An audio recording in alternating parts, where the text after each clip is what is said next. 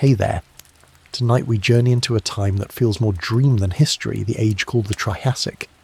Close your eyes and imagine a world both familiar and alien, where Earth itself seemed to hesitate, unsure of what forms life should take, painting landscapes with possibilities that shimmered and vanished in the same breath. The Triassic was not yet the age of the towering dinosaurs we all picture. Instead, it was a restless rehearsal, a world of strange creatures, fragile experiments, and landscapes torn between silence and thunder. To stand in that time, if it were possible, would be to feel both wonder and unease. The ground was different then, the continents bound together in one colossal mass called Pangaea. Imagine a scar stretching across the face of the earth, deserts so vast they seemed infinite, mountains still young and sharp-edged, coastlines curling like ribbons without interruption. The air itself was heavy, thick with heat and storms carrying dust that could darken the skies. It was a world alive with tension, a world that felt as though it were constantly in the act of becoming. I picture myself on a Triassic plain, the soil a deep rust red, cracked like old pottery under the burning sun. In the distance, movement stirs, not the thundering shapes of familiar dinosaurs, but something stranger, more uncertain. A creature steps into view, armoured along its back, jaws long and narrow like a crocodile, but standing tall on four legs with a posture halfway to something mammalian. This was Postosuchus, one of the great predators of its day. Neither quite reptile in the way we think, nor mammal, but something in between, an evolutionary sketch with no future beyond this age. It must have seemed unstoppable, a ruler in its time, and yet its line would end while smaller, weaker creatures endured. Beneath its shadow, others scurried. The synapsids, distant relatives of ours. Their bodies bore fur-like textures. Their teeth hinted at chewing instead of tearing. Their eyes alert with a glimmer of something familiar. Looking at their fossils, I feel a strange recognition, as though these were the first fragile rehearsals of us, echoes of a mammalian future whispered in the silence of that ancient night. Did they feel fear as the predators stalked them? Did they seek one another in the dark, finding comfort in fragile groups, already carrying within them the instinct that survival is not only about strength, but about memory passed from one generation to the next? Everywhere in the Triassic, life was improvisation. Giant amphibians with skulls like snapping traps lurked in rivers. Early flying reptiles stretched delicate wings into skies they were barely able to command. Tiny, overlooked dinosaurs darted like shadows, unremarkable compared to their monstrous neighbours. And yet, inside their bones lay a secret that would one day let them outlast nearly all others. Survival here was not about glory. It was about being, in the right place at the right moment, about chance as much as strength. Even the plants seemed unsettled, as if unsure whether the world would welcome them. Forests of cycads and conifers thrived in some regions, while in others the land stretched bare, cracked under relentless sun. Imagine walking across that shifting land, hearing the faint calls of creatures whose shapes no human eyes have ever seen, feeling the weight of a sky that pressed too close. What emotion would rise in you? Awe? Fear? Or a deeper sense that this was Earth at its rawest, undecided, unfinished, alive in ways we can hardly imagine? And then comes the silence of knowing that almost none of these lives, these forms, would remain. By the end of the Triassic, vast extinctions swept the world, clearing the stage for the great reign of dinosaurs to begin. But before that storm, before that erasure, there was a world full of strange beauty, haunting in its fragility, a world that, if we listen closely enough, still breathed through the stones it left behind. And tonight, that is exactly what we will do. We will walk into the forgotten voices of the Triassic and listen to a time when the Earth was still choosing what life could become. The words linger in my mind as though they themselves are echoes, fragments that refuse to fade. To listen is not simply to hear, but to imagine, to step into landscapes where no human has ever walked, to feel the weight of skies that no human has ever breathed. The Triassic was not merely an age of beginnings. It was an age of uncertain whispers, a chorus of possibilities rising and falling before the story of life decided which voices would endure. When I picture those voices, I see the desert stretching endless beneath a burning sun. The sand shifts in waves, rippled as though the earth itself were restless. In the distance, something moves, not in the heavy stride of giants, but in quick, light steps. It is a dinosaur, though not as we imagine them. No titans here, only small, fragile beings, their bones slender, their size no greater than a dog. They dart through reeds and scrub, always cautious, living in the shadows of predators far more imposing. These were the first dinosaurs, overlooked in their own time, fragile as whispers against the roar of creatures that ruled beside them.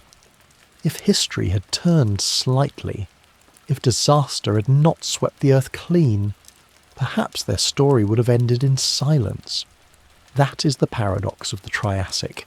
Dominance did not guarantee survival. Rhoesuchians, towering predators with jaws like blades, seemed eternal. Phytosaurs, crocodile-like hunters that stalked rivers with eyes peering just above the surface, seemed invincible. For millions of years they thrived, unchallenged. Yet their time ended, abruptly, leaving fossils as mute reminders that power is fragile.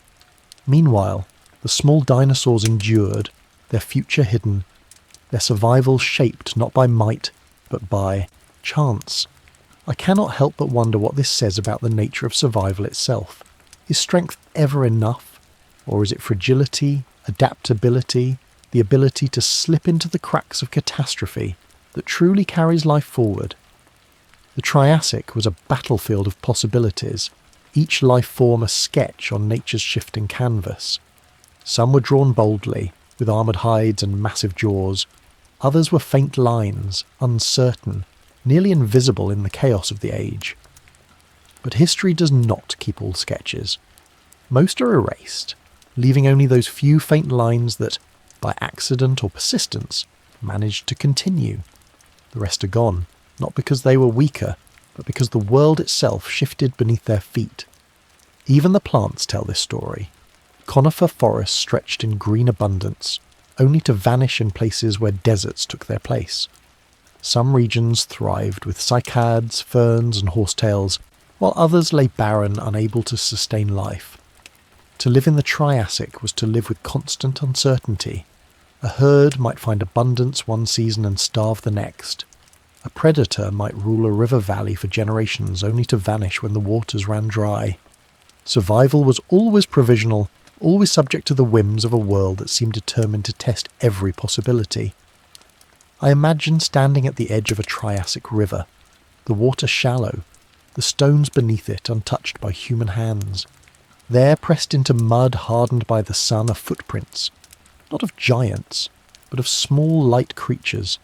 They weave through the reeds, signs of fleeting lives that left no monument but their tracks. To kneel beside them, even in imagination, is to feel the intimacy of history itself. These were not rulers. They were survivors. They remind me that the greatest stories are often written in whispers, not in roars. And yet those whispers are heavy. Each fossil is not only a record of life, but of loss. For every creature we uncover, there are countless others erased completely, their bones dissolved, their presence forgotten. The Triassic, more than any other age, feels like a puzzle missing most of its pieces. We hold fragments, glimpses, silhouettes pressed into stone. But the fuller picture, the sounds, the colours, the countless vanished lives, remains hidden, locked away in silence. And sometimes, I think it is the missing pieces that matter most. For what if buried beneath mountains or deserts lie creatures stranger than we have ever imagined, lineages that could change everything we think we know about life? What if the Triassic was not only stranger than we believe, but stranger than we can believe? That thought unsettles me, because it means the fossils we hold are not a complete story, only a faint outline. The Earth may still hold secrets that would make us question everything we imagine about beginnings and endings. And so, the Triassic does not feel finished. It feels alive, breathing through silence, pressing questions. Against us we cannot fully answer. It was not merely the dawn of dinosaurs, nor merely an age of loss. It was something in between, a threshold, uncertain, unsettled, still choosing. And perhaps that is the strangest truth of all, that the Triassic still feels undecided, even though it has been over for more than 200 million years. That thought stays with me, heavier than it should be, as though the Triassic is less a memory and more a dream that continues to shift in the dark. For every fossil uncovered, for every bone carefully brushed from stone, there seems to be another question waiting.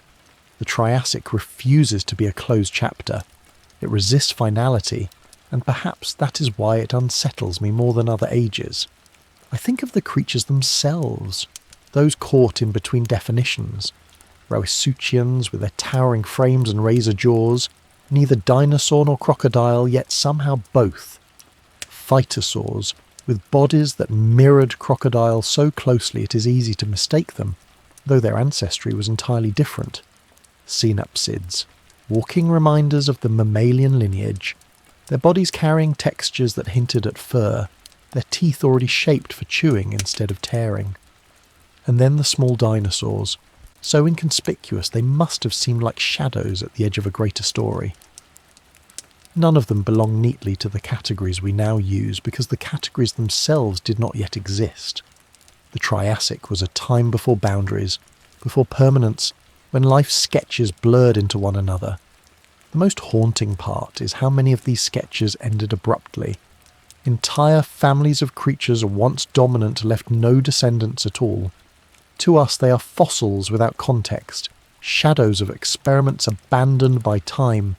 Yet when they walked the earth, they were the rulers, the hunters, the herds. Did they feel secure, believing their age would last forever? Or did they sense the fragility of their place, the way a drought, a storm, a shift in climate could erase them entirely? I wonder if survival ever feels temporary when you're inside it. I remember visiting a Triassic fossil bed once, red stone stretching out in ridges, the bones of ancient creatures scattered as though the earth itself had shed its memories. Standing there, I felt a strange kind of silence. It wasn't empty. It was thick, pressing, as if the land was holding something back. The fossils lay half revealed, fragments of lives that had once pulsed with blood and breath. But what struck me most was not their presence, but their absence. For every bone visible, how many more were gone forever, dissolved before they could fossilize, lost to us without even a trace? The silence seemed to whisper that most of the story will never be told, and that is the disquieting truth. What we know of the Triassic is less than what we will never know. The bones that survive are only hints, outlines of a world far stranger than our reconstructions allow. Imagine how many creatures must have existed with no fossil record, how many forms left no mark in stone. Perhaps there were entire lineages erased so completely that we cannot even guess they were there. This thought leaves me uneasy, because it suggests that what we see is only the surface of something vast and unknowable. The Triassic may have been 1,000 worlds layered together, and we glimpse only a few scattered pages torn from the book. But even in those pages the story feels alive. Consider Curliphysis, one of the earliest true dinosaurs, fragile, slender, swift. Its fossils have been found in tangled graveyards, hundreds of skeletons pressed together as though caught in sudden catastrophe. Some of those bones carry marks suggesting cannibalism, the desperate act of consuming one's own when survival left no other choice. It is unsettling, because it paints these creatures not as noble survivors, but as desperate ones.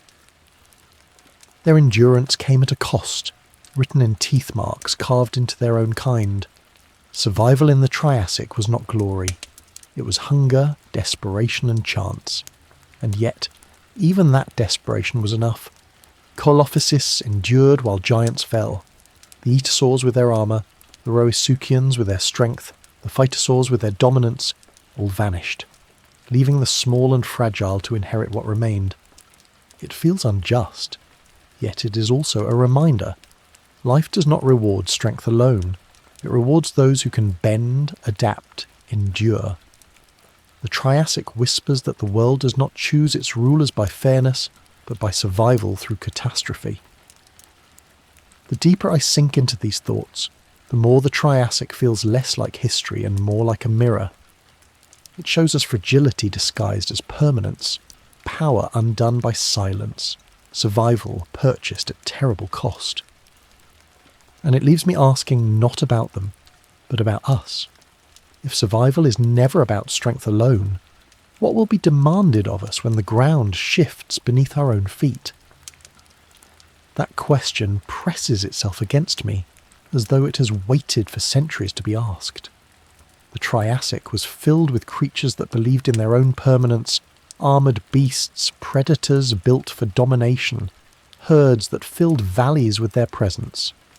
Yet all their strength, all their grandeur crumbled when the earth itself began to change.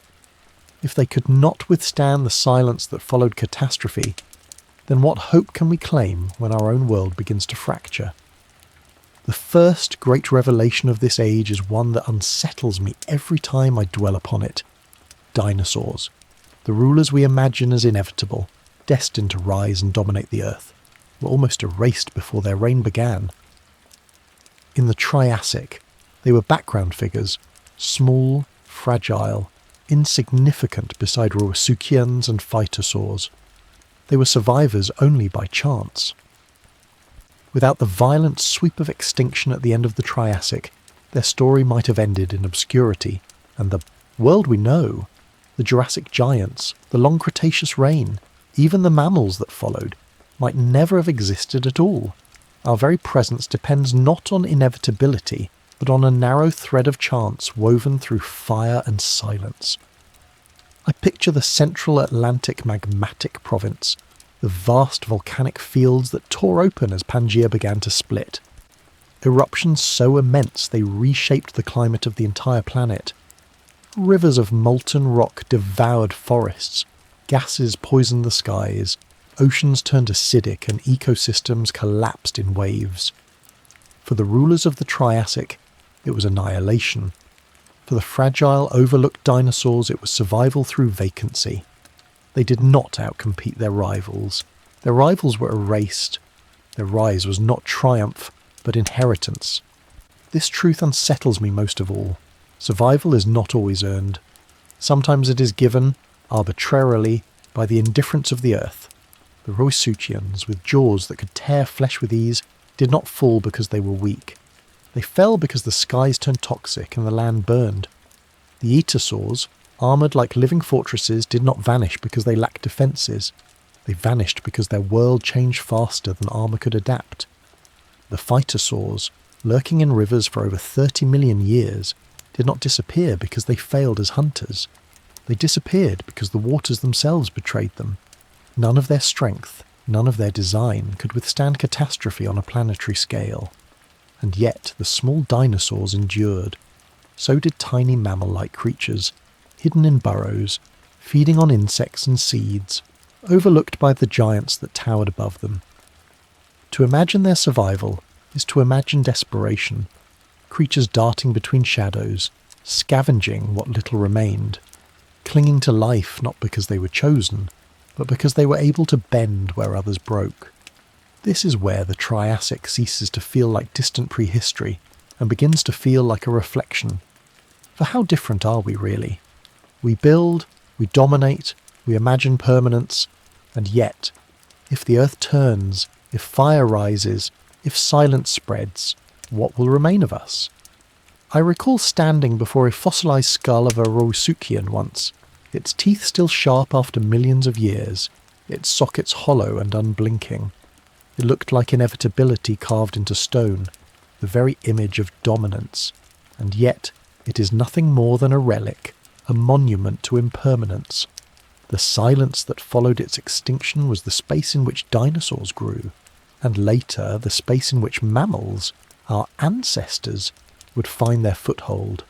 Every throne crumbles, every ruler falls. The Triassic is proof written in bone. But there is another side to this story, one that lingers like a question beneath the surface. If the Triassic teaches us that survival is not guaranteed by strength, then what qualities truly matter? Is it adaptability, fragility, humility before the Earth's power, or is survival something we can never fully understand, something governed by forces too vast for us to see? The fossils do not give answers, they only remind us of the question. And so, as I walk further into this story, I cannot escape the feeling that the Triassic was not simply an age of beginnings, but an age of warnings. It tells us that survival is precarious, that permanence is an illusion, that every throne rests on shifting ground, and in its silence, it leaves us with a truth that is harder to accept than extinction itself. We endure not because we are strong, but because we are lucky. And luck is a fragile thing to depend on when the earth decides to turn. Those words echo in my mind like a warning carved into stone. The creatures of the Triassic did not know they were balanced on a knife's edge, yet their very existence was determined not by strength or cunning, but by the shifting breath of the planet itself. When the eruptions came, when the skies filled with ash and the ocean soured, it was not the giants who thrived. It was the overlooked, the underestimated, the ones whose very fragility became their armour. I think of the etosaurs, those armoured herbivores with bodies plated like living fortresses. To stand before one in its time must have been like facing a tank forged from bone and scale. They filled valleys, grazing in herds, their armour glinting in the sunlight. To any observer of their day, they must have seemed eternal, and yet their fossils now lie flattened in stone, their armour nothing more than decoration for a vanished age. No defence could shield them from poisoned air or withering drought. Their extinction was not their failure. It was the indifference of a world remaking itself. And what of the phytosaurs, the crocodile-like hunters that stalked Triassic rivers for over 30 million years? With long jaws, eyes raised for ambush, and bodies built for stealth, they ruled their waters with unquestioned dominance. For ages they seemed unshakable. Yet when the world cracked open, they too disappeared. What strikes me most is the irony. Crocodiles, smaller and weaker at the time, survived, while the creatures they imitated so convincingly vanished completely. It is a cruel paradox that the imitators outlived the originals. Standing in a museum once, I looked at a fossilised phytosaur skull. Its teeth, still sharp, seemed ready to bite. Its eyes, though hollow, carried the illusion of vigilance. Yet it is gone, erased entirely from the living world, while crocodiles, its weaker counterparts, thrive still. What does this say about survival? That it is not about being the best, but about fitting the cracks left when catastrophe tears the world apart. Strength is brittle, adaptability bends but does not break. And then there were the Rauisuchians, predators that must have ruled the land with an aura of inevitability. Towering, powerful, their very presence would have silenced the plains. Imagine their strides shaking the earth, their roars echoing across valleys. They seemed to embody dominance itself, and yet their dominance ended abruptly, their bones preserved as monuments to how fragile supremacy truly is. Power means little when the ground itself shifts, when prey vanishes, when skies suffocate the lungs that once drew breath with confidence. The deeper I imagine these vanished rulers, the more I feel the dissonance between their strength and their silence. They remind me that the earth does not weigh value the way we do. To us, dominance looks eternal. To the planet, it is fleeting. Extinction erases even the most fearsome, leaving only fossils as fragile reminders. Perhaps that is the lesson hidden in their bones, that no form of power guarantees permanence. Yet not all stories of the Triassic are written in despair. Alongside the rulers who vanished were those who endured, fragile yet persistent. Tiny mammals no larger than rats scurried through underbrush, feeding on seeds, hiding from giants. They were nothing in their day, insignificant in the grand drama. But it was they who carried the spark forward, who would one day inherit the silence left by falling empires. Their survival was not glorious, but it was enough. And from enough, entire futures were built. I think of them at night, creeping through shadows, their small eyes reflecting starlight, their bodies pressed low to the earth to avoid notice. They had no armour, no jaws like blades, no towering height. What they had was humility before the storm, the ability to hide, to adapt, to endure. And perhaps that is the secret of survival, not greatness, but the quiet refusal to surrender when the world turns violent.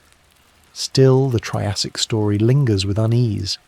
If survival belongs not to the strongest, but to the overlooked, then what of us?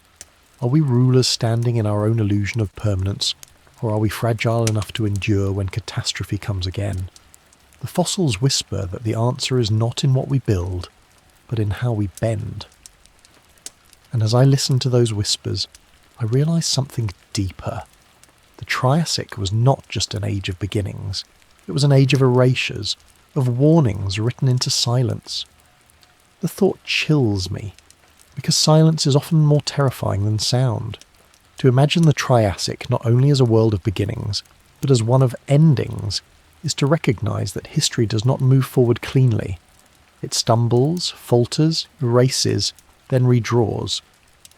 The bones left behind are not only remnants of what lived, but absences where entire futures were lost. The Triassic feels haunted, not by what remains, but by what has been erased. I imagine a vast plain, cracked under a merciless sun. The air is heavy with heat, and the horizon quivers with distortion. Etosaurs move slowly across the land, their armour shimmering like copper in the light. Their herds seem eternal, unshakable, as they graze among cycads and ferns. And yet, I know they are already shadows of a world that cannot last. The volcanic fires are coming. The earth beneath their feet will split, releasing floods of molten stone, poisoning the very air they breathe. Their bones will harden into fossils, and their story will end. The plain is already haunted by its own silence. What unsettles me most is the realization that extinction often moves invisibly. Creatures do not always know they are vanishing. To live in the Triassic must have been to experience ordinary days beneath extraordinary skies. A predator hunting by the river, a herd drinking water under starlight, a mother guarding her young in burrows. None of them could sense that they were part of a world about to collapse. To us, it is history. To them, it was simply life. And that gap between perspective, our knowledge of their end and their ignorance of it, is perhaps the most haunting silence of all. The Triassic warns us with its absence.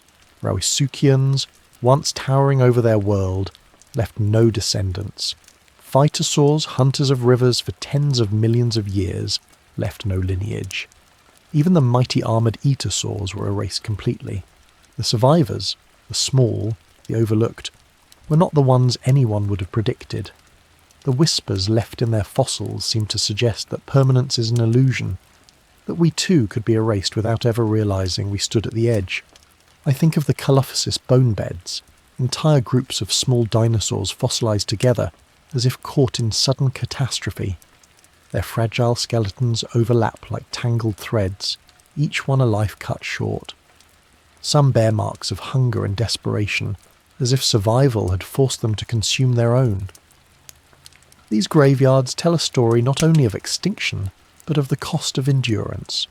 Survival was not noble. It was brutal, desperate, unforgiving. To endure often meant to betray. To outlast meant to consume what was closest. The fossils do not flinch in showing us this truth, and yet, when I look at those bones, I see something else. Not only loss, but persistence. For from those fragile shapes came futures beyond imagining. The dinosaurs that rose after the extinction were not inevitable rulers. They were survivors of desperation. And later, from the shadows of the Triassic, small mammals would emerge, carrying forward a lineage that would one day shape our own existence. Survival is not clean, it is not beautiful, but it is enough to carry a spark forward into the silence.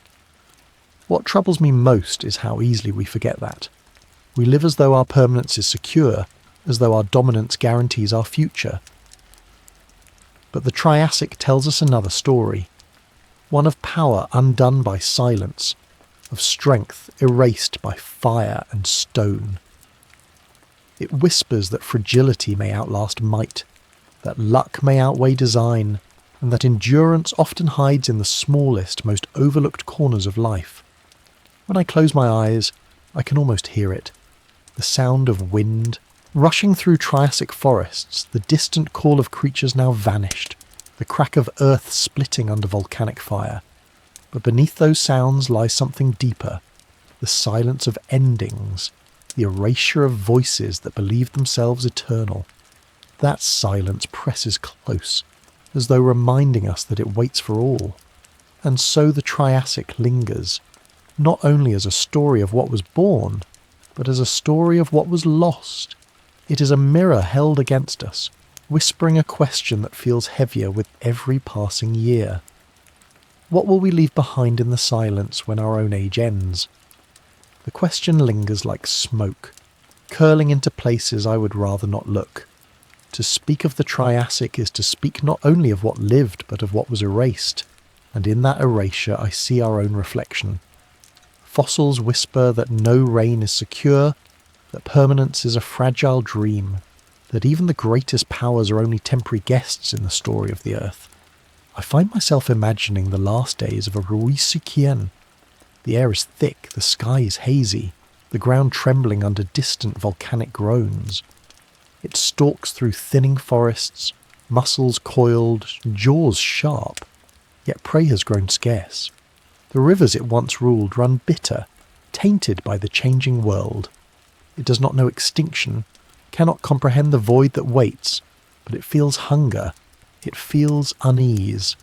That moment, a predator built for dominance, undone by silence, is the essence of the Triassic's warning. Power fails not when it is challenged, but when the world itself shifts away from it. Yet life does not vanish all at once. Some things endure, clinging to cracks left behind. In burrows, tiny mammaliforms stir, eyes sharp in the darkness, their hearts beating quickly as they wait out the chaos above. Their world is narrow, hidden, but it is enough. In their smallness lies the secret of survival. While the giants collapse, they persist, carrying fragile sparks of a future they cannot imagine. To think of them is to think of resilience not as glory, but as quiet persistence, the refusal to let go even when the world itself seems to end.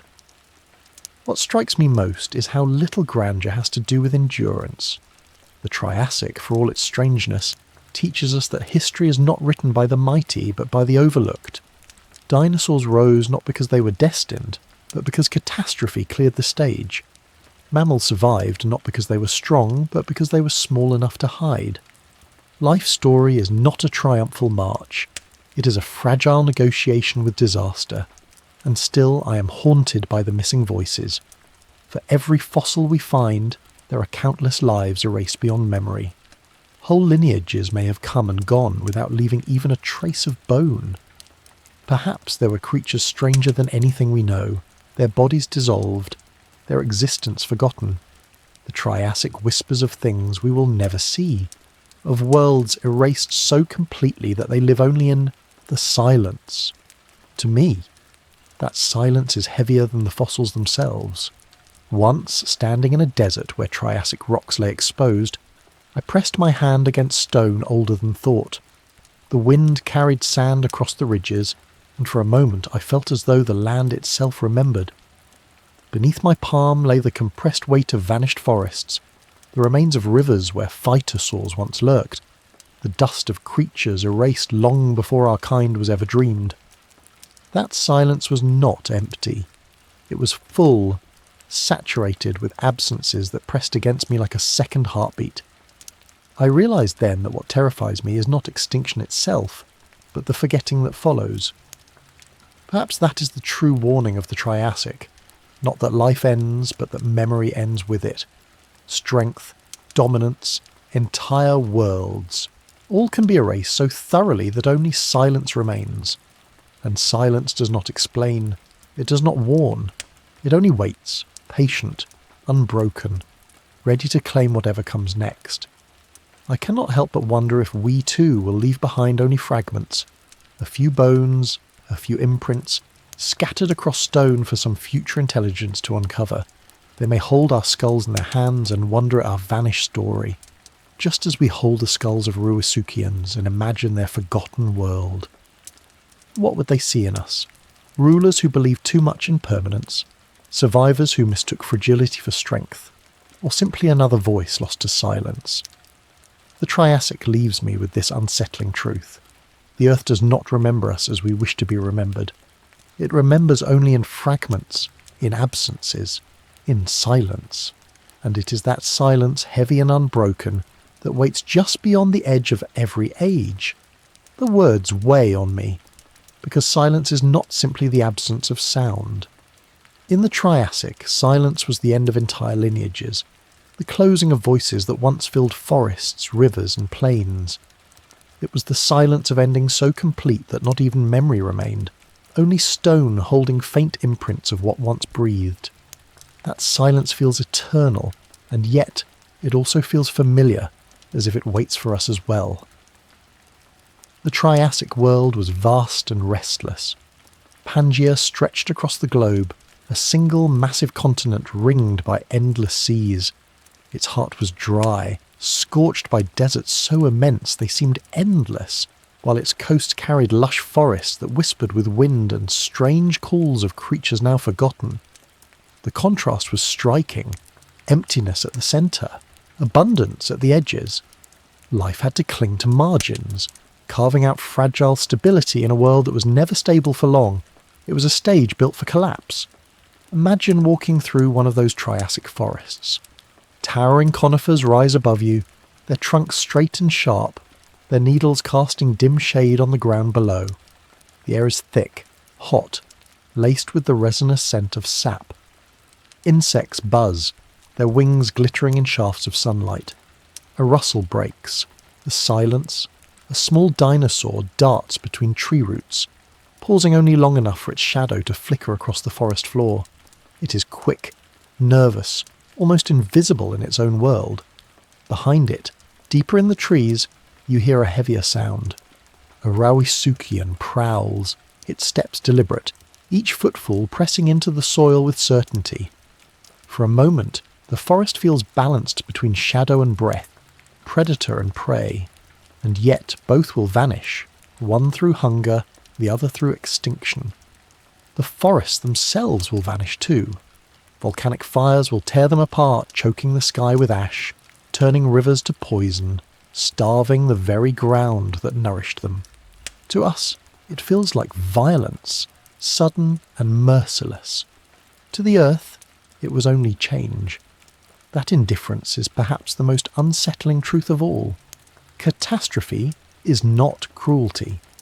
It is simply the world remaking itself without regard for who survives. When I imagine this indifference, I think of the vast lava fields that remain today. Dark, broken landscapes where the earth's fury once poured into the open. These scars are silent now, but they carry the memory of a world undone. To stand on such stone is to realise that life is temporary, fragile against the scale of fire and time. What lived here is gone, and what remains is not a monument, but a warning. And yet, even in that silence, even in that erasure, there are survivors. Tiny mammalian ancestors, their bones no larger than a finger, their lives measured in heartbeats rather than triumphs. They hid in burrows, endured hunger, and waited out storms. They carried no grandeur, no power, no permanence, but they endured. From them would come the lineage that would one day give rise to us.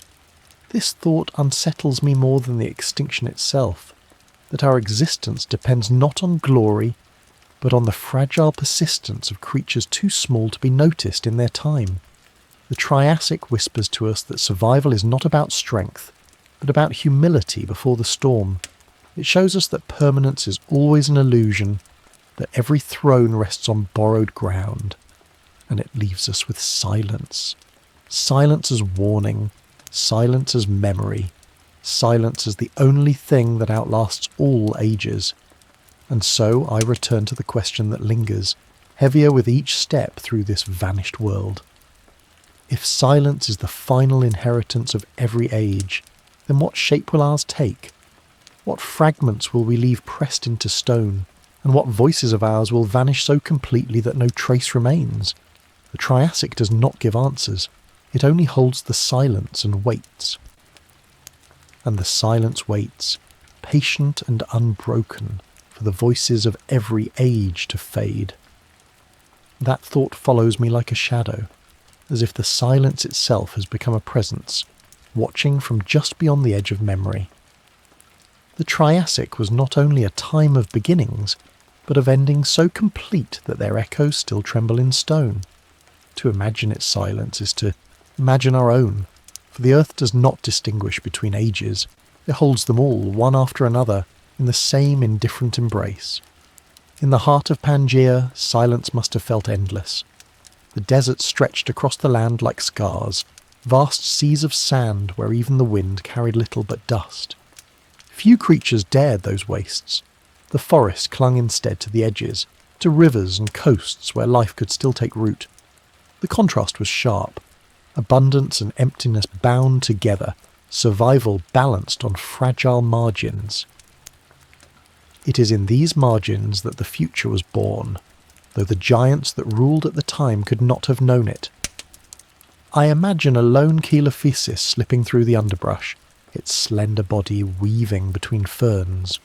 Its steps are cautious, each movement quick, almost frantic, as though it knows its own fragility.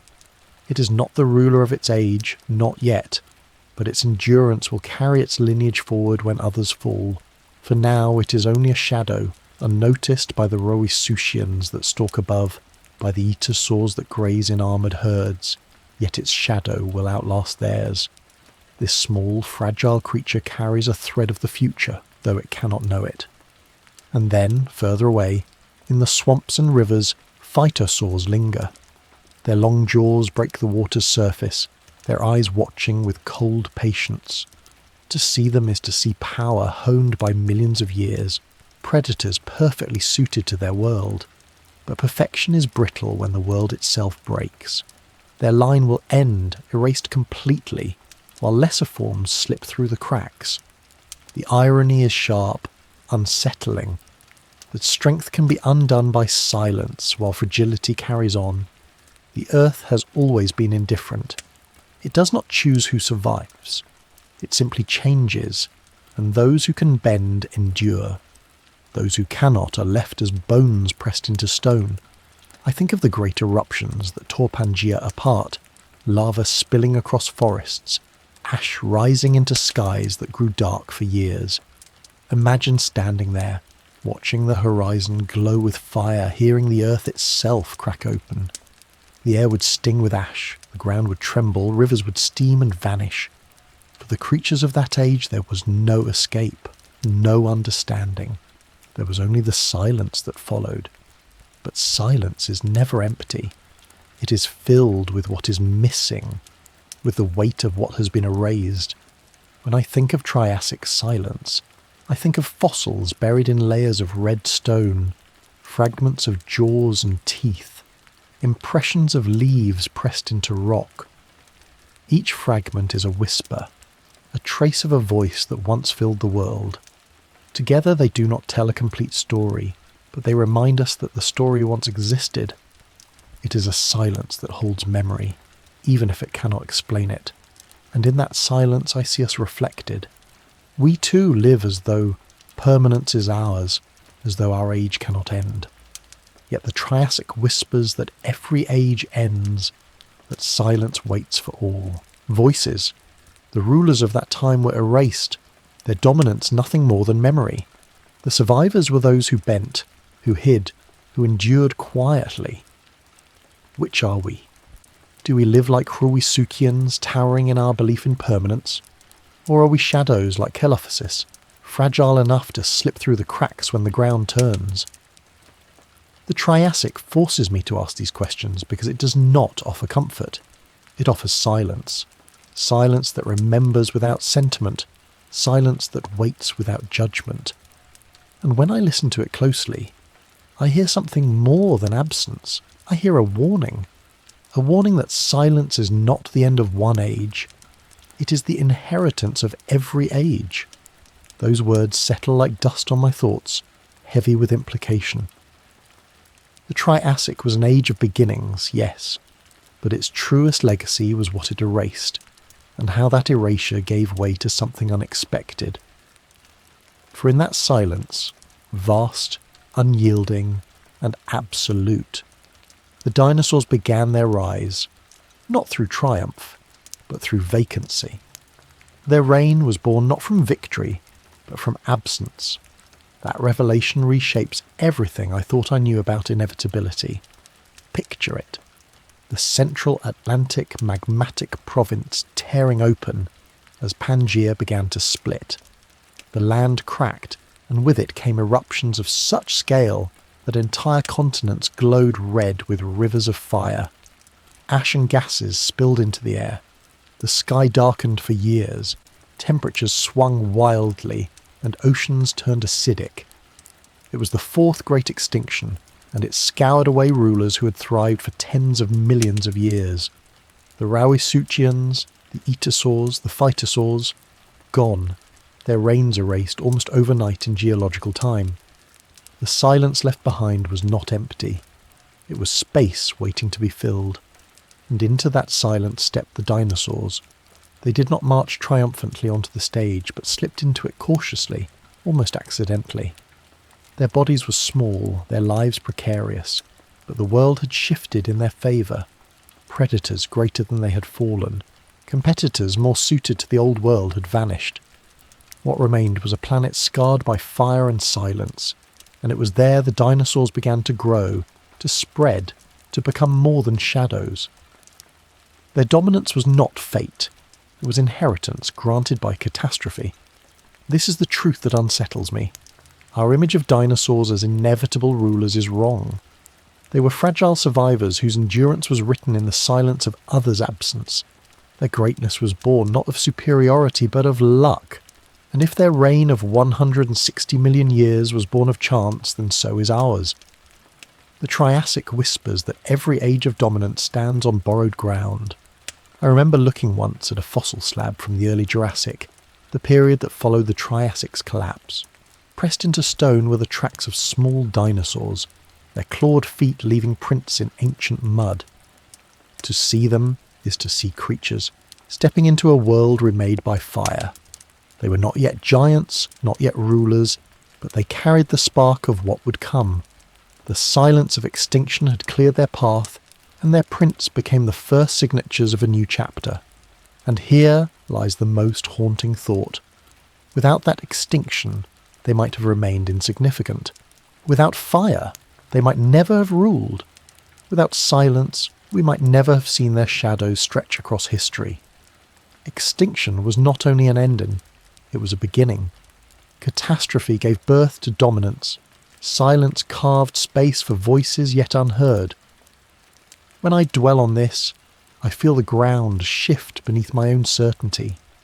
If life's greatest stories depend on catastrophe, then what of us? Our age too is built on chance, on silences inherited from those who came before. Mammals rose only because the dinosaurs in their turn were undone. And we, fragile as any Curlifices in our day, stepped into the silence they left behind.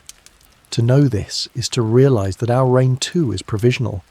One shift, one silence, one fire, and our story could end as theirs did. The Triassic does not tell us that life is weak. It tells us that permanence is impossible, that every dominance is an accident of timing, a breath held between catastrophe and survival. And it forces me to ask what silence we will inherit next, and what silence we will leave for those who come after. For if catastrophe is the true author of history, then perhaps we're not rulers at all, but merely guests waiting for the fire to return. The thought feels like a weight pressing against the edges of my mind because it strips away the illusion of permanence. The rulers of the Triassic believed themselves secure, their dominance written in tooth and armour, in stride and roar. Yet they were only placeholders, guests seated at a table that the earth itself would overturn without warning. And if they were guests, then so are we, waiting in silence for the ground to tremble again. The realization unsettles me, not only as history but as psychology. What does it mean to live knowing that survival is contingent, that permanence is an illusion, that we walk on borrowed ground? The Triassic shows us that those who thrived did not know their story was temporary. The Rauisuchian stalking its prey did not imagine its line ending in ash. The phytosaur, slipping silently through rivers, did not anticipate the drying of waters that had sustained its kind for millions of years. Life lived as though endless, but the end was already written in fire, and yet, I wonder, is it better not to know? Perhaps the Rauisuchian was fortunate in its ignorance, able to live with certainty even as the world prepared to erase it. We, in contrast, know the truth. We know that ages collapse, that extinctions come, that silence waits. Does this knowledge make us wiser or only more fearful? The fossils do not answer. They look back at us with hollow eyes, as though asking which burden we would choose, ignorance or awareness. There is something deeply human in this reflection, because the Triassic is less a distant past and more a mirror. Its rulers are gone, and yet in their arrogance, in their belief in permanence, I see us. We build, we dominate, we carve our presence into the earth as though it will last forever. And yet, like them, we are only guests. The ground beneath us does not promise eternity. It promises only change. I think of the volcanic eruptions that ended the Triassic. Unimaginable floods of lava spilling across landscapes, skies choked with ash, oceans shifting into chemical graveyards. To the creatures of that time, it must have felt like the end of the world, and perhaps it was. Not the end of the earth, but the end of their world, their rules, their stories. For them, catastrophe was final. For us, it is memory. But memory does not lessen its weight, it only sharpens it. Standing in front of Triassic fossils, I sometimes feel that they are not remnants of a vanished age, but warnings carved in bone. The armour of an etosaur, the jaws of a phytosaur, the teeth of a Rauisuchian, all symbols of strength, now fragile fragments preserved in stone. They whisper that power does not save, dominance does not endure, all things can be erased when the earth decides to turn. Their silence presses close, demanding that we listen. And yet, amid the ruin, there is another voice, the voice of survival, quiet and easily missed. Small dinosaurs, fragile mammals, creatures overlooked in their own time, carried the spark forward. Their endurance was not grand, but it was enough. And from that endurance, entire futures were born. This is the paradox the Triassic leaves us. Greatness does not guarantee survival, and survival does not guarantee greatness. Life endures not through strength alone, but through chance, adaptability, and silence. What does this mean for us? If we are guests at history's table, then what kind of guests are we? Do we sit with arrogance, believing the feast eternal? Or do we live with humility, knowing the table may overturn at any moment? The Triassic suggests that humility is survival, that fragility may be our only strength. Yet humility is the one lesson we seem most reluctant to learn. The fossils cannot tell us how to live. They can only show us how others died, and perhaps that is enough. For in their silence, they leave us with questions more powerful than answers. Questions about our place, our future, our fragility. And I cannot escape the feeling that one day, we too will be bones pressed into stone, fragments of a story someone else tries to piece together. The idea unsettles me more than extinction itself, because it strips away the illusion of meaning. Fossils do not explain. They do not tell the fullness of a life, or the fears, or the small choices that shaped survival. They are fragments, stripped of context, silent outlines waiting for strangers, in another age to imagine the rest. And so I ask myself, when we are gone, what fragments will remain of us, and what story will others invent from our silence? The Triassic fossils are proof of how incomplete memory can be. A skull here, a footprint there, a scattering of bones in red stone. From these we reconstruct entire worlds, yet always with guesswork. Did Rauisuchians truly rule their plains as relentlessly as we think, or were they rarer than we imagine? Did synapsids live in tight communities, or were they loners, clinging to burrows in isolation? Did the first dinosaurs creep into twilight with caution, or did they surge boldly into new territories while others faltered? We will never know for certain. The silence has erased too much. I once stood before a slab of Triassic stone where dozens of small tracks crisscrossed, frozen in place for 200 million years. Some were sharp, clear outlines. Others were faint, half erased by wind and water before they hardened into permanence. Looking at them, I felt a strange kind of intimacy. These were not skeletons, not remains. They were moments. A creature stepped, hesitated, turned, then vanished into time. To see that hesitation immortalized in stone was to glimpse something closer to life itself than any fossilized skull. And yet, even here, silence surrounds the traces. We do not know who left them, what fear or hunger drove them, or whether they lived another day. The track is a fragment. The story is gone. It is this incompleteness that haunts me. The Triassic is not only about what lived, but about how much was erased. And the more I reflect on it, the more I wonder if the same will be true for us. Our skyscrapers, our machines, our voices recorded in fragile formats. Will they last? Or will only fragments endure, stripped of context, leaving some future intelligence to imagine what kind of guests we were? Perhaps they will find bones buried beneath collapsed cities, or shards of tools, or imprints of our feet pressed into once living soil. And perhaps they will invent stories of us, half true, half wrong, just as we do with the Triassic. The Triassic asks us to confront not only extinction, but forgetting. Forgetting that swallows even the mighty, leaving only outlines in silence. I think again of the phytosaurs, their dominance erased so completely that only stone skulls remain. No memory, no lineage, only fragments and deserts and riverbeds. They were rulers once. Now they are puzzles for strangers. One day, so will we be. But perhaps there is another way to see it.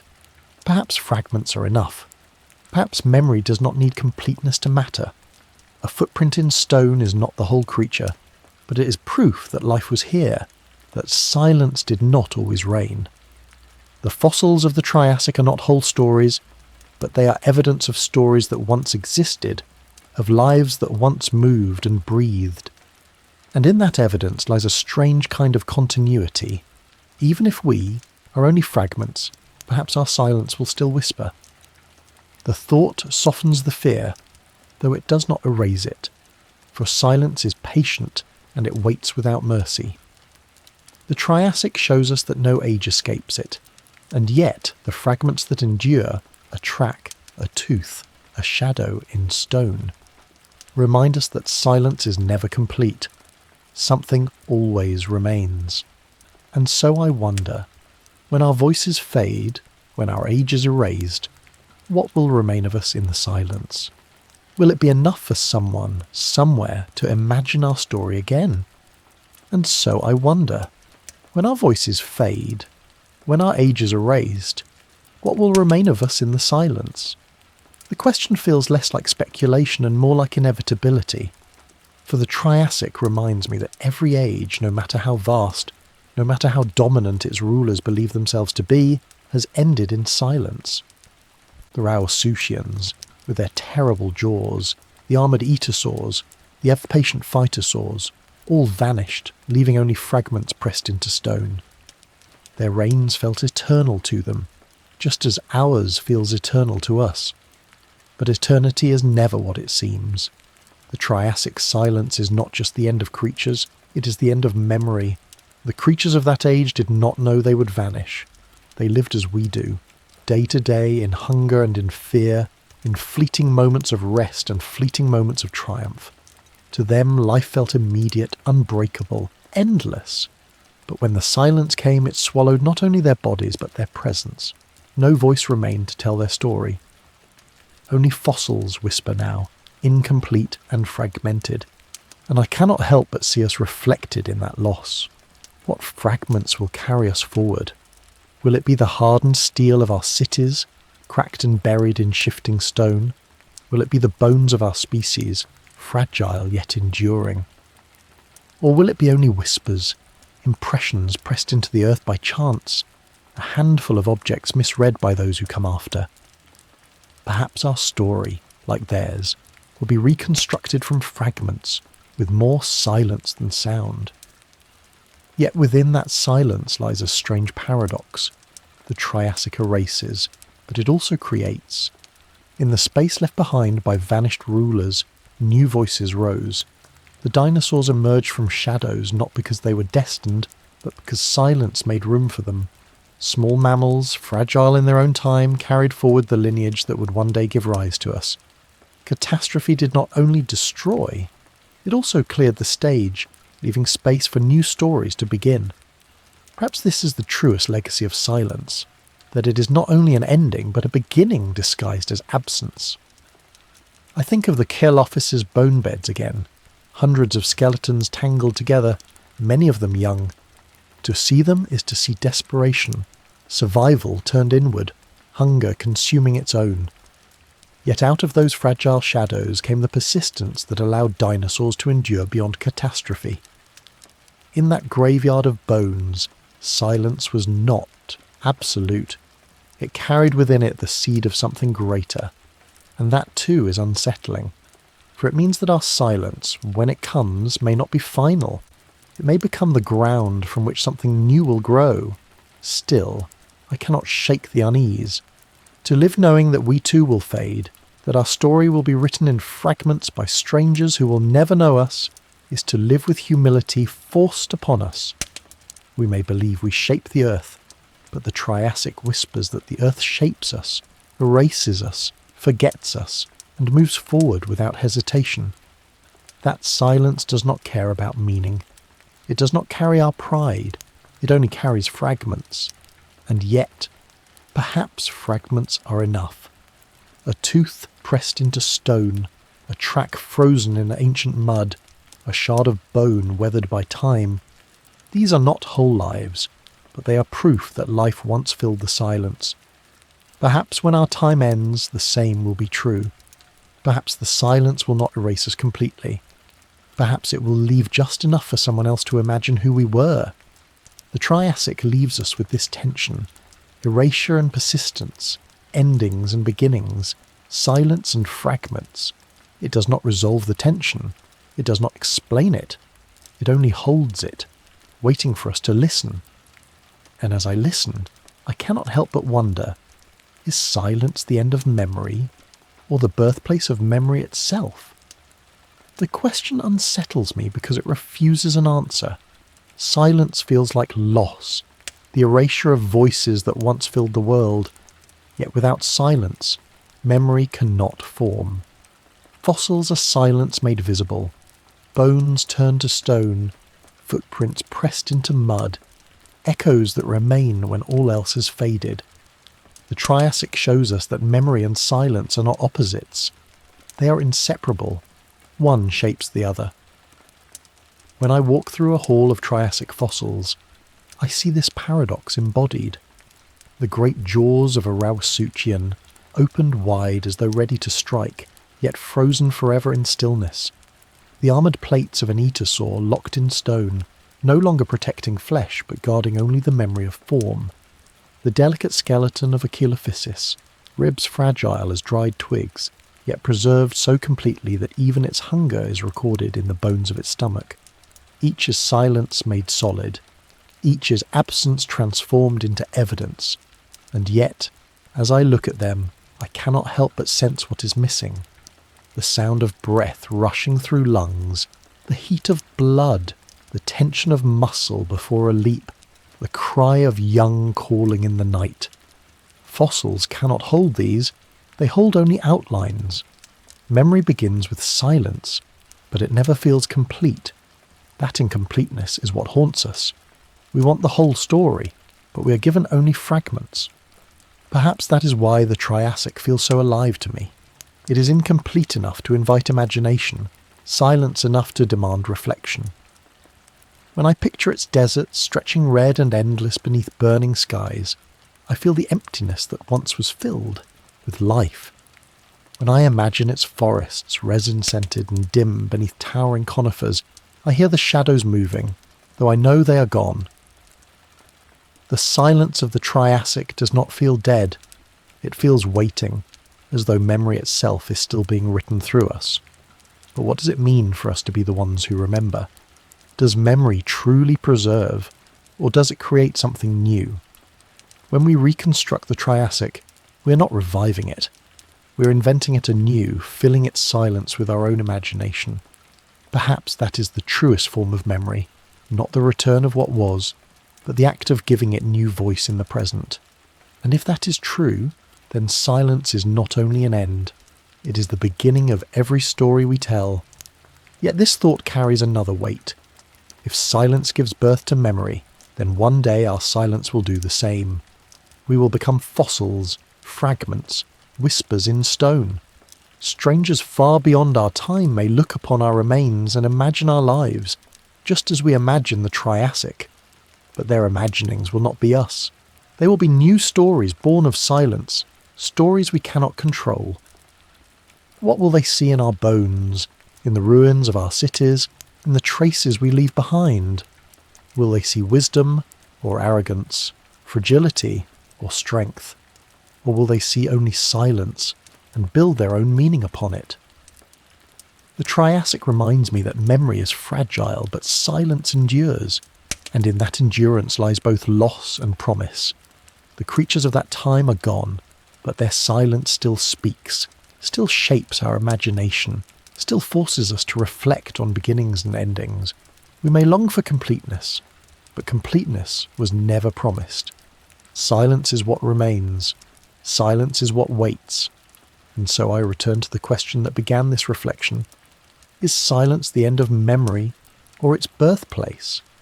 Perhaps it is both, and perhaps that is why it unsettles us so deeply. For if silence is both erasure and creation, then it is not only the past we must fear, it is the future we cannot yet imagine. That thought lingers like a shadow, stretching long across my mind because it forces me to see the Triassic not as distant history, but as a mirror of what may come. If silence gave birth to the age of dinosaurs, what silence might give birth to whatever follows us? The question is vast, unsettling, and impossible to ignore. The Triassic was not gentle in its transformations. Its silence came in waves, volcanic fire that tore the continent apart, skies veiled in ash that blotted out the sun, oceans turning acidic until they no longer welcomed life. Imagine standing on a Triassic shore as the sea itself betrays you. Fish dying in clouds, the water foaming with poison. Imagine forests where leaves curl inward, dropping into ash-choked soil while herds of creatures stumble and starve. Imagine rivers boiling as molten stone invades their channels. These were not small disasters. They were endings that remade the very rules of existence point. And yet, in the middle of endings, there were lights, strange lights. Fossil evidence hints at bioluminescent insects already flickering in Triassic forests, their glow scattering across resin-scented air. To walk among them would have been to see pinpoints of living fire against the darkness, tiny acts of defiance against silence. I imagine a small synapsid stirring in its burrow at dusk, its fur catching faint glimmers, its eyes reflecting the glow. It does not know its descendants will inherit the earth. It only knows hunger, caution, and survival. The world above it is collapsing, but in its shadows a different future quietly waits. This is the cliff where the Triassic brings us. Catastrophe and survival braided so tightly that it is impossible to see where one ends and the other begins. The Rhoesuchians, proud predators of the plains, fall in silence. The phytosaurs vanish from their poisoned rivers. The armoured etosaurs, their herds scattered and broken, vanish without descendants. but in their place rise small, fragile creatures, overlooked, underestimated, who will carry the spark forward. This is the paradox of history. Endings create beginnings, silence births memory, erasure shapes what comes next. And then there is the most haunting image of all, the splitting of Pangaea itself. Imagine a night when the ground does not merely tremble, but tears apart. Red fire glows along the horizon, stretching endlessly, as if the Earth's very skin has been ripped open. The sound is not thunder, but something deeper, a roar from the bones of the planet. Creatures flee blindly, their silhouettes stark against walls of fire. The world they knew is gone. The silence waiting beyond is immense. And yet, through that silence, dinosaurs will rise. From that ash, mammals will creep forward, and millions of years later, we will emerge to remember both. The Triassic midpoint is not only catastrophe, it is revelation. It shows us that history is not written in certainty, but in rupture. Every age ends, every dominance falls, every silence carries the weight of both loss and creation. The rulers of the Triassic believe themselves eternal. Their fossils tell us otherwise. And we, looking back, must face the same truth. Our age too will be temporary. Our silence too will birth something we cannot imagine. That realization is terrifying, but it is also humbling. To see ourselves as guests, not rulers. To recognize that survival is not destiny, but chance. To know that silence does not only end, but begins again. This is the lesson carved in the red stones of the Triassic. Endings are inevitable, but so are beginnings. And so the question presses closer, sharper, unavoidable. When the fire returns, when our silence comes, what voices will rise to inherit the world we leave behind? The question is not abstract. It lingers like smoke, drifting between memory and prophecy, reminding me that the Triassic is less a history lesson and more a mirror tilted toward our own reflection. Catastrophe is not confined to the past. It waits, patient, and its return is not a possibility but a certainty. In the slow quiet of the Triassic after the eruptions, the world must have felt hollow. Imagine landscapes scarred by lava, forests reduced to ash, rivers choked with dead fish, the air heavy, acrid, carrying the residue of burning stone. Silence does not arrive all at once. It seeps in as life dwindles, as sounds fade, as entire ecosystems collapse into stillness. To walk through that world would have been to feel absence pressing against you from every side. And yet even then faint movements persisted. A rustle in the ferns, the scurry of small feet, the quiet endurance of creatures that would inherit the silence. There is something unnerving about this endurance. It was not triumphant, not glorious, but desperate. Small dinosaurs darted across barren ground, their fragile bodies reminders that survival was not power, but persistence. Early mammals curled in their burrows, feeding on seeds and insects, their lives measured in shadows. To look at them then would have been to see insignificance. Yet from insignificance came inheritance. Their survival was not written in strength, but in their ability to bend, to vanish into the cracks of catastrophe. I imagine one of those small mammals, no larger than a mouse, emerging from its burrow at dusk. Its whiskers twitch as it searches for food, its body tense with the knowledge that predators still prowl. The ground around it is cracked and lifeless, yet it finds enough to endure. In its tiny chest beats a heart that will carry forward the future of mammals, of us. And it does so unknowingly, not with intention, but with persistence. That image humbles me more than the bones of giants. It reminds me that the future often belongs not to those who dominate, but to those who endure in silence. The Triassic teaches this with brutal clarity. The mightiest fell, and the smallest survived. Rauisuchians, etosaurs, phytosaurs. Their bones lie in stone, their stories finished. Yet Colophysis, slender and quick, carried its line forward. Tiny synapsids, fragile and easily overlooked, lived to pass their spark to a future that would shape the course of all mammals. Survival is not about who rules today, it is about who persists tomorrow. And still, I feel the unease pressing closer. If our silence comes, who will inherit us? Will it be something we already know, waiting in the shadows of our world? Or will it be something we cannot yet imagine, rising out of catastrophe as we once rose from theirs? The Triassic reminds me that inheritance is rarely fair, rarely expected. It belongs not to the powerful, but to the fortunate, to the adaptable, to the overlooked. Perhaps that is why silence is so terrifying. It does not choose as we would choose. It does not preserve what seems strongest or most worthy. It preserves what bends, what endures, what hides. And in that truth lies both hope and dread. For if we vanish, the silence will not be empty. It will carry forward new voices, new lives, new stories, but those stories may not include us. I think again of the Triassic plains, vast and barren, then slowly filling once more with fragile green, with cautious footsteps, with voices testing the silence. It was not immediate, but it was inevitable. Life returned, reshaped, reborn from catastrophe. That is the promise hidden within silence, not finality, but transformation. And so the question remains, sharper now, unavoidable. If catastrophe is certain, if silence is waiting, then what shape will transformation take when it's our turn to vanish? The question lingers, sharp and relentless, because the Triassic suggests that transformation is not a gentle process. It comes with fire, with fracture, with silence. It is not the survival of the mighty that defines it, but the quiet persistence of the overlooked. If this truth held then, why would it not hold for us? The Triassic world bore witness to landscapes reshaped beyond recognition. Where once great plains had stretched beneath a merciless sun, lava now flowed, carving rivers of fire across continents.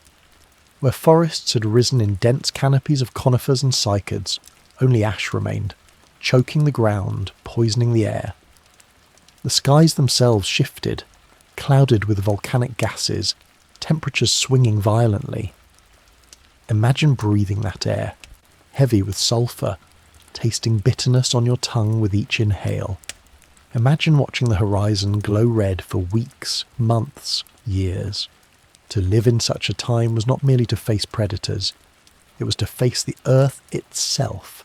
And yet, even amid devastation, transformation began. Forests, though broken, returned. Seeds that had waited in soil sprouted once more, pushing fragile shoots through layers of ash. Insects buzzed again, their wings cutting through heavy air. Small creatures scurried through the cracks of ruin, finding food where they could, carrying the thread of life into a new age. This resilience was not grand, not triumphant. It was quiet, cautious, patient. It was the kind of resilience that looks fragile in the moment, but becomes unshakable over time. I find myself drawn to the image of those first forests after catastrophe. Charred trunks stand like blackened sentinels, reminders of what was lost. Between them, small ferns unfurl, their green defiance pushing through layers of ash. Perhaps small herds of early dinosaurs moved carefully between them, their slender frames testing ground still hot beneath the surface. Perhaps mammals, no larger than a hand, slipped silently through roots, feeding on insects and seeds, unseen by all but the silence itself. Transformation was not loud. It did not arrive with roars or thunder. It began with whispers of green, with fragile steps, with breath drawn quietly in the shadows.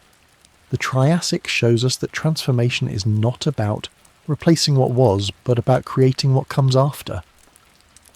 The Rauisuchians did not give rise to dinosaurs. They vanished, and dinosaurs filled the space. The phytosaurs did not become crocodiles. They disappeared, and crocodiles endured. Transformation is not inheritance in the way we imagine it. It is vacancy, silence, opportunity carved out by catastrophe. And so the question presses harder. When we vanish, what silence will we leave behind, and what voices will rise to fill it? I wonder if they will resemble us at all.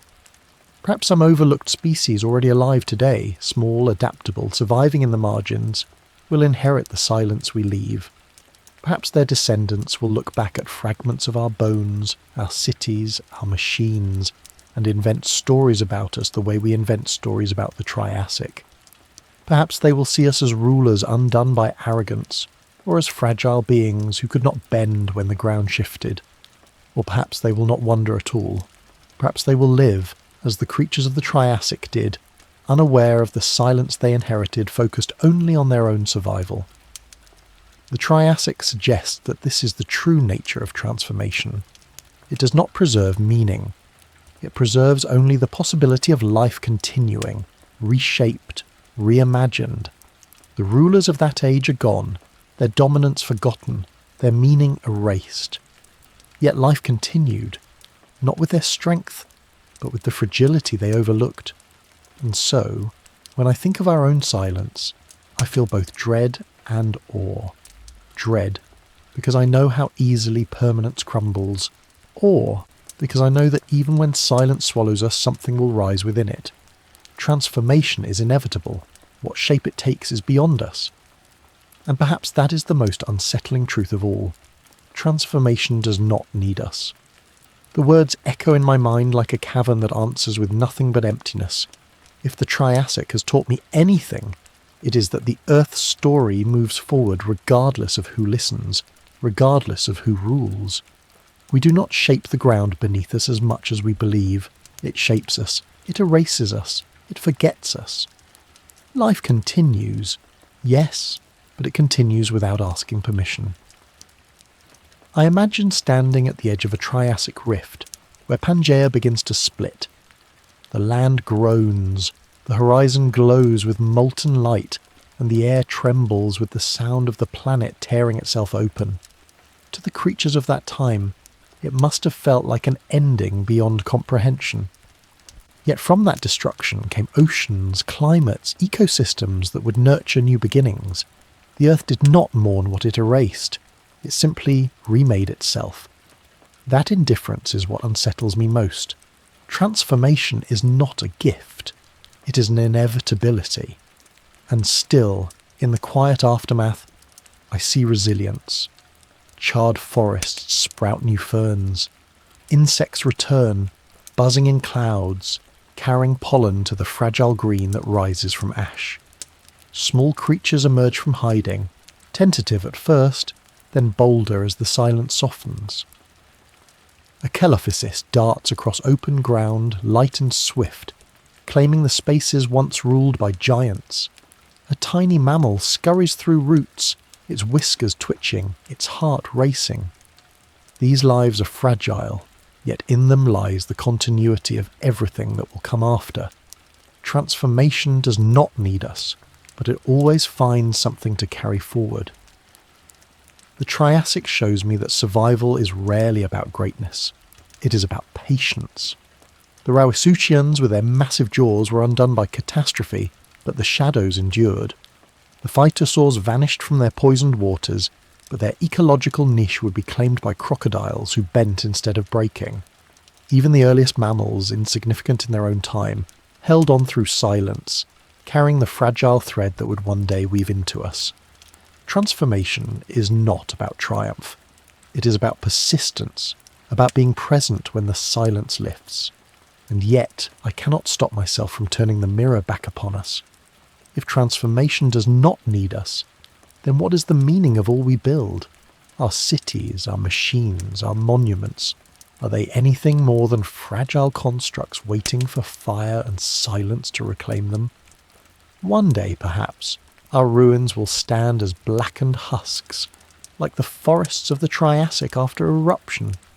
Perhaps some overlooked survivor, an insect, a rodent, a bird, will walk among them, inheriting the silence we leave behind. To them, our memory will mean nothing. To the Earth, our absence will be no more significant than that of the Rauisuchians. But there is another side to this reflection. Transformation may not need us, But perhaps we need transformation. Perhaps it is the reminder of fragility that gives weight to our presence. The fossils of the Triassic do not comfort, but they teach. They show that permanence is a lie, that dominance is fragile, that silence waits. To live with this knowledge is to live with humility, to accept that we are guests, not rulers. That acceptance may not protect us, but it grounds us in truth. And still there is unease, for the silence that followed the Triassic was not empty. It was waiting. Waiting for new voices, new lives, new futures. And so I wonder, what is our silence waiting for? What shape of life stirs already in the shadows, preparing to inherit when we are gone? It may not be human, it may not be anything we can imagine, but it will rise, because silence never lasts forever. The Triassic whispers this lesson across 200 million years. Endings are never final. They are only thresholds.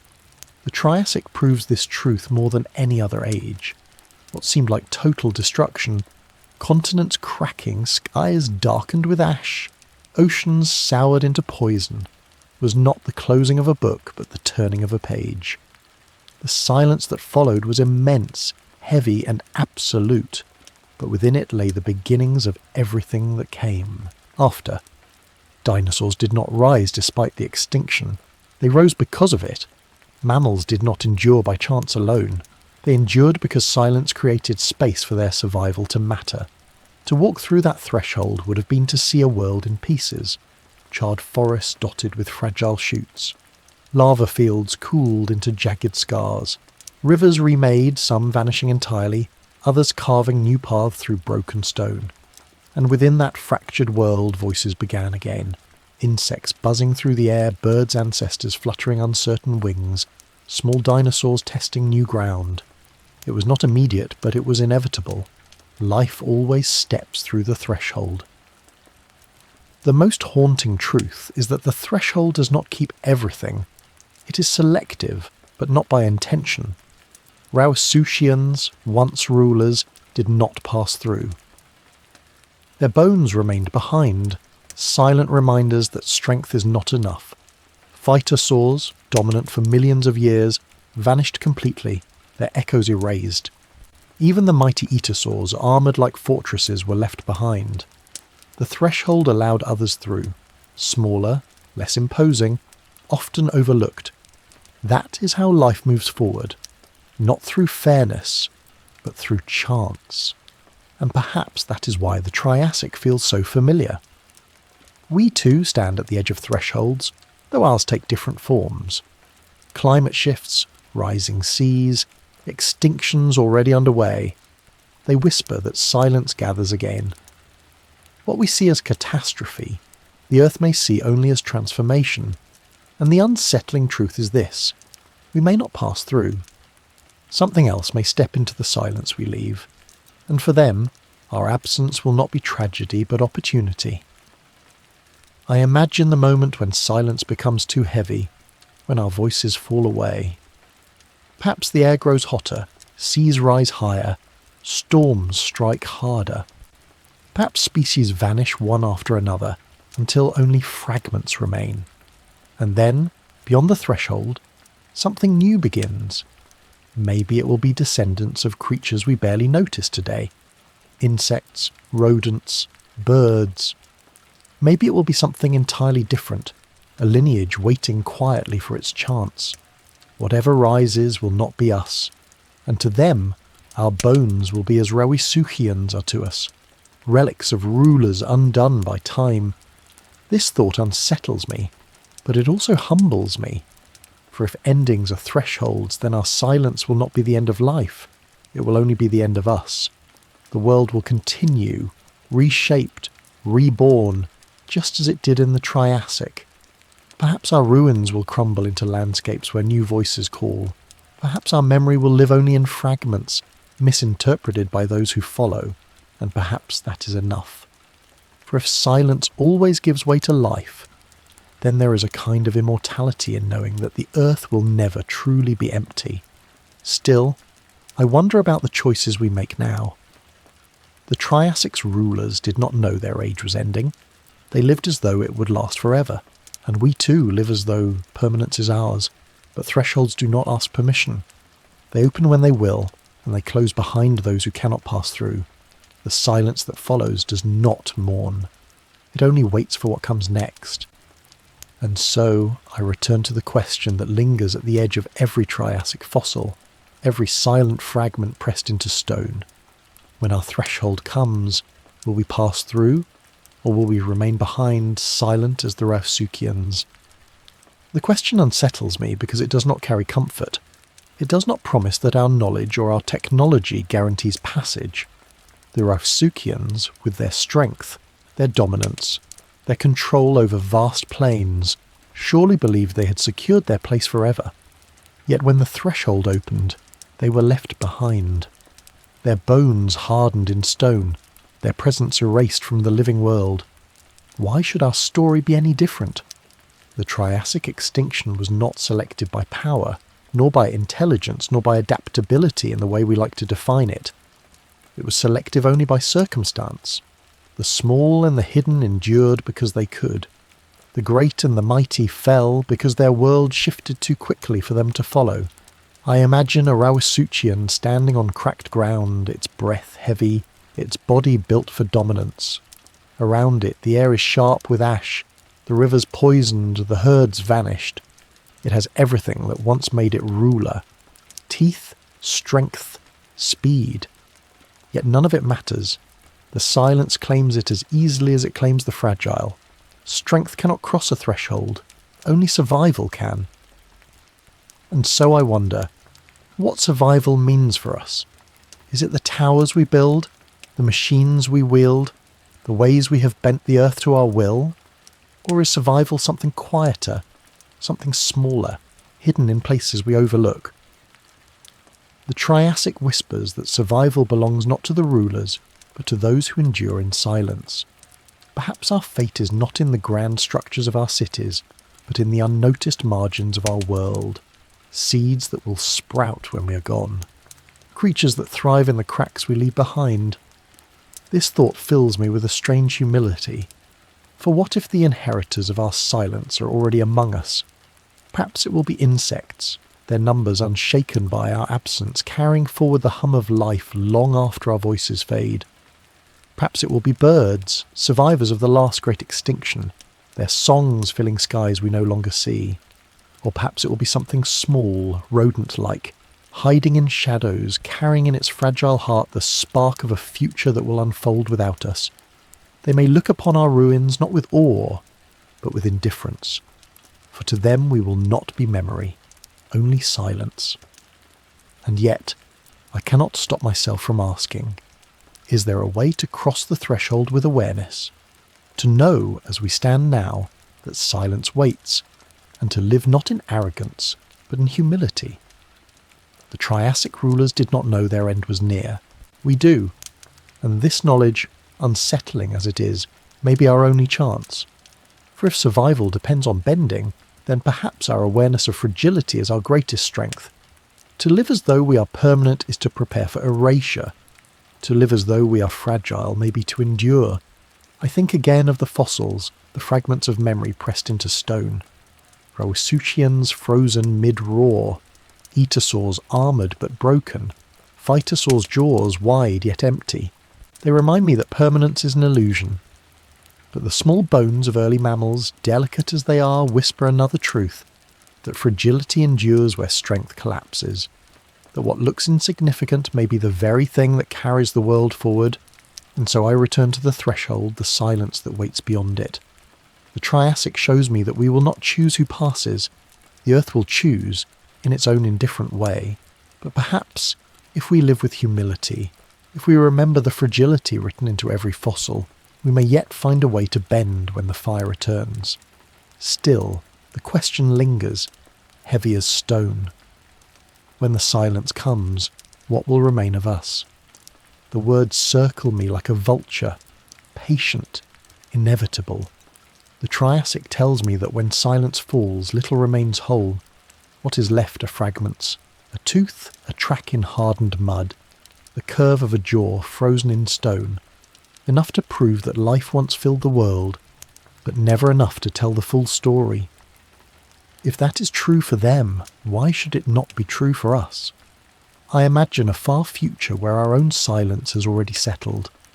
Our cities crumbled into ruins, swallowed by forest or desert, skyscrapers collapsing into jagged teeth of rust and stone, roads broken, rivers reclaiming their paths. What will endure? Perhaps the outlines of buildings pressed into sediments, perhaps the bones of our species scattered across layers of earth, perhaps artifacts misread by whoever comes next, reshaped into a story that is not ours but theirs. They will not know us fully. They will only imagine us, just as we imagine the Triassic. The unsettling truth is that even memory fades within silence. Cretaceans once ruled the land, Etosaurs once filled valleys in armoured herds, Phytosaurs ruled rivers for tens of millions of years, and yet, outside of stone, they're gone. No lineage remains, no voices continue. Their dominance, so vast in its day, collapsed into absence. It is only because we happen to find their bones that we know they ever existed. Without fossils, even their memory would have been erased completely. This thought strikes me deeply, because if memory itself depends on fragments, then most of our story will vanish without a trace. And still, silence is not final. The Triassic shows us that from absence comes renewal. Out of scorched earth rose fragile green. Out of silence rose new voices. The small dinosaurs that had once lingered in shadows became the inheritors of the world. The tiny mammals who burrowed, unseen, became the ancestors of everything we know. Life did not mourn what was lost, it simply moved forward. This is the unsettling gift of silence. It clears, it erases, but it also makes space. I wonder if our silence will make space as well. Perhaps the world that follows us will not even recognise our memory. Perhaps it will rise indifferent to what we built, what we believed mattered. Perhaps that is the only continuity that matters. Not our permanence, but the permanence of change. To know this is to accept that survival does not preserve meaning. It preserves only the possibility of new meaning to come. Still, I return to the fossils, to the fragments pressed into stone. I think of the graveyards of Curlophysis, hundreds of skeletons tangled together in a story of hunger, catastrophe, desperation. Their bones whisper not of triumph, but of fragility. And yet, from those fragile survivors, a dynasty rose. It reminds me that even silence carries forward what it can, even if it is incomplete. Perhaps when our silence comes, what remains will be just enough to whisper that we were here.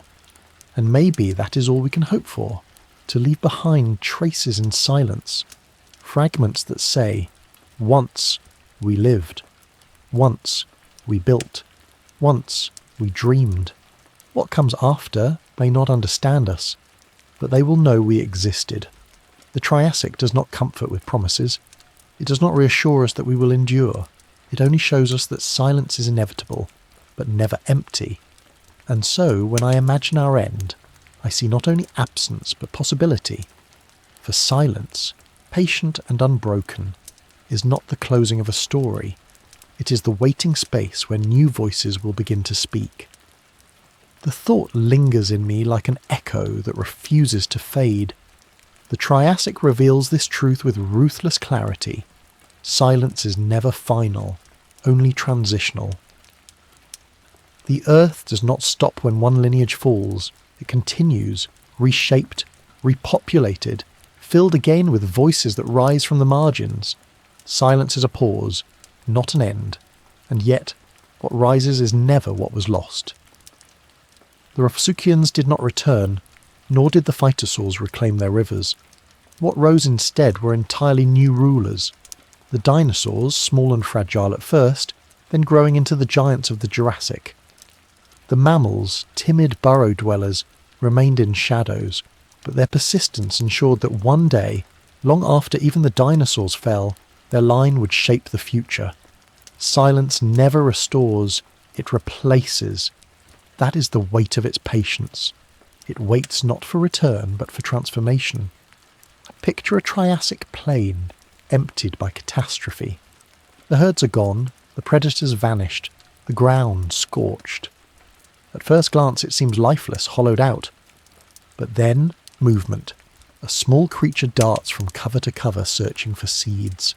Another rises on fragile legs, testing the emptiness, finding it unclaimed. The silence, heavy as it is, becomes an invitation. A new beginning begins to write itself into the absence. That is how life works. It does not mourn, it fills. And I cannot help but wonder if the same will be true for us. When our silence comes, the earth will not pause. It will not wait for us to return. It will begin again, reshaping itself without us. Perhaps new forests will grow through our broken cities, their roots splitting our monuments. Perhaps new rivers will carve paths where highways once stretched. Perhaps life, overlooked today, will inherit the silence we leave and rise into forms we cannot imagine. Our memory will not return in them. Our voice will not echo in theirs, but life will speak again. The unsettling truth is that silence is both loss and promise. To the Triassic rulers, silence meant erasure, the undoing of everything they had built into their presence. But to the survivors, silence was opportunity. It was space to grow, to expand, to claim what was once beyond reach. That duality unsettles me, because it suggests that our own silence will be both tragedy and renewal. Tragedy for us, renewal for what comes after. I think again of fossils, of their paradox. They are fragments, silent reminders of what was, but they also prove that silence never fully erases. Even Rausuchians, whose kind left no descendants, still speak faintly through their bones. We may not know their voices, but we know they lived. Perhaps that is the only immortality life can hope for, to be remembered imperfectly, incompletely, as whispers in stone. But even as fossils preserve fragments, they cannot preserve meaning. The Triassic rulers had no way of knowing that their world was ending, no way of knowing that silence was coming. They lived as we do, believing in permanence, blind to the threshold that waited. That blindness haunts me, because it feels so familiar. We too live as though our silence will never arrive. But silence is already gathering, as it always does. The Triassic warns us not to mistake silence for emptiness. It is fertile, waiting. And when it arrives for us, it will not ask permission. It will not grieve. It will only open, wide and patient, for new voices to step through. And so the question presses sharper than before. When silence becomes ours, what will it create beyond us? The question feels heavier than the fossils themselves because it forces me to imagine not only our absence but the strange voices that might rise after we're gone. The Triassic reveals that silence is never still. It is fertile, restless, already preparing to be filled. The rulers who fell in that age could never have imagined what followed them. Neither can we. I think of the Triassic forests after fire, blackened trunks standing like grave markers against a dim horizon. At first, it must have seemed that nothing could return, that the silence would last forever. But beneath the ash, seeds waited. Slowly, green broke through, the grey, delicate shoots climbing toward a wounded sky. Life always answers silence, not with mourning, but with persistence. And yet, what returned was not the same as what had been lost. Entire ecosystems had been erased, their voices gone forever. What grew after was new, different, unimagined by those who ruled before. Perhaps the same will happen to us. Perhaps, when our silence comes, the world that follows will not be a reflection of ours, but something alien. New forests may rise through the ruins of our cities, roots splitting concrete, branches twisting through glass. Animals may evolve into shapes unfamiliar, carrying instincts we cannot predict. The silence will not resurrect us. It will birth something else entirely.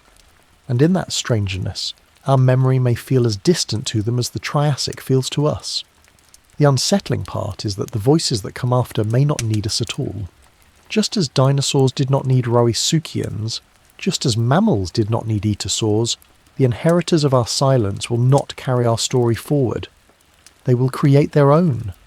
To them, we will be fossils, fragments, curiosities pressed into stone, and perhaps they will misinterpret us, as we surely misinterpret the Triassic. Perhaps they will imagine us grander or smaller than we were. Perhaps they will wonder why we vanished, or perhaps they will not wonder at all. But even if we are forgotten, silence will still carry us in fragments. Just as the Triassic left behind imprints of scales, the ripple of a footprint, the curve of a rib, so too will we leave impressions. A rusted tower half buried in earth, bones pressed into soil, shards of glass hardened into sand. These fragments will not preserve us as we knew ourselves, but they will whisper, once voices filled this world. Once silence was broken by us. The Triassic whispers that this is enough. It reminds us that permanence is impossible, but fragments endure. And in those fragments, memory is reborn through imagination. We, who piece together Roisuchians from scattered bones, are proof of this. We breathe new life into silence simply by trying to understand it. Perhaps one day another will do the same for us. And yet, I cannot escape the humility of it. Our silence will not be an end to life, only an end to us. The earth will not grieve. It will not wait. It will move forward, as it always has. New voices will rise, not because we've prepared the way, but because silence demands to be filled. The Triassic teaches that endings are only thresholds, and thresholds always open into something beyond imagining. So the question lingers sharper now. If silence will create beyond us, what role do we play in shaping what is left behind? Can we choose the fragments that endure? Or are we, like the Triassic rulers, blind to how little of ourselves will remain? The Triassic leaves me with no answers, only with the certainty that silence comes for all, and that from it life always rises again. And so I ask myself, when silence rises from our absence, will it remember us, or will it simply move on? The Triassic suggests the answer is merciless. Silence does not remember. It only waits to be broken. What came after Roisuchians did not carry their memory. Dinosaurs did not mourn them, nor did mammals honour their absence. Life moved on, indifferent, reshaping itself in the space left behind. Memory, if it exists at all, belongs not to the survivors, but to the stones that hold fragments of the past. And yet, when I look at those stones, I feel the weight of something close to memory. A footprint frozen in hardened mud, a ribcage pressed into rock, the outline of scales imprinted in sediment. They are silent, but they speak. They whisper that life was here, that silence was broken before, that worlds have ended and begun again. Perhaps that is the closest thing to remembrance the earth offers. Fragments that whisper, never whole, never clear, but enough to stir imagination in those who come later. The Triassic silence, then, is not emptiness, but a kind of archive. Incomplete, unreliable, but real. We too will leave such fragments. Perhaps a tower buried in shifting sands, its steel bones jutting from dunes. Perhaps books turned brittle, their words lost but their forms intact. Perhaps bones pressed into soil, fragile but enduring. And from these fragments, something beyond us may imagine us anew. That imagination will not be us, but it will be proof that we once filled the silence. Still, I cannot shake the truth that silence is indifferent. What rises after us will not rise because of us, but despite us. Just as dinosaurs rose not to continue the Roisuchian story, but to write their own, so too will the inheritors of our silence shape a future unrelated to us. Perhaps they will be creatures we overlook today, insects, rodents, or birds, carrying quiet endurance into dominance. Perhaps they will be forms we cannot fathom, shapes born of environments remade by our absence. Whatever they are, they will not be us. And that is what unsettles me most. To know that the earth continues, but not in our image. Yet there is a strange comfort in this as well. For silence, in its indifference, promises continuity. The Triassic teaches us that life always persists, even if its forms are strange and unfamiliar. Endings are thresholds, and thresholds always lead somewhere. We may not cross ours, but something will. Perhaps this continuity, this refusal of life to surrender completely, is the closest thing to immortality the earth allows.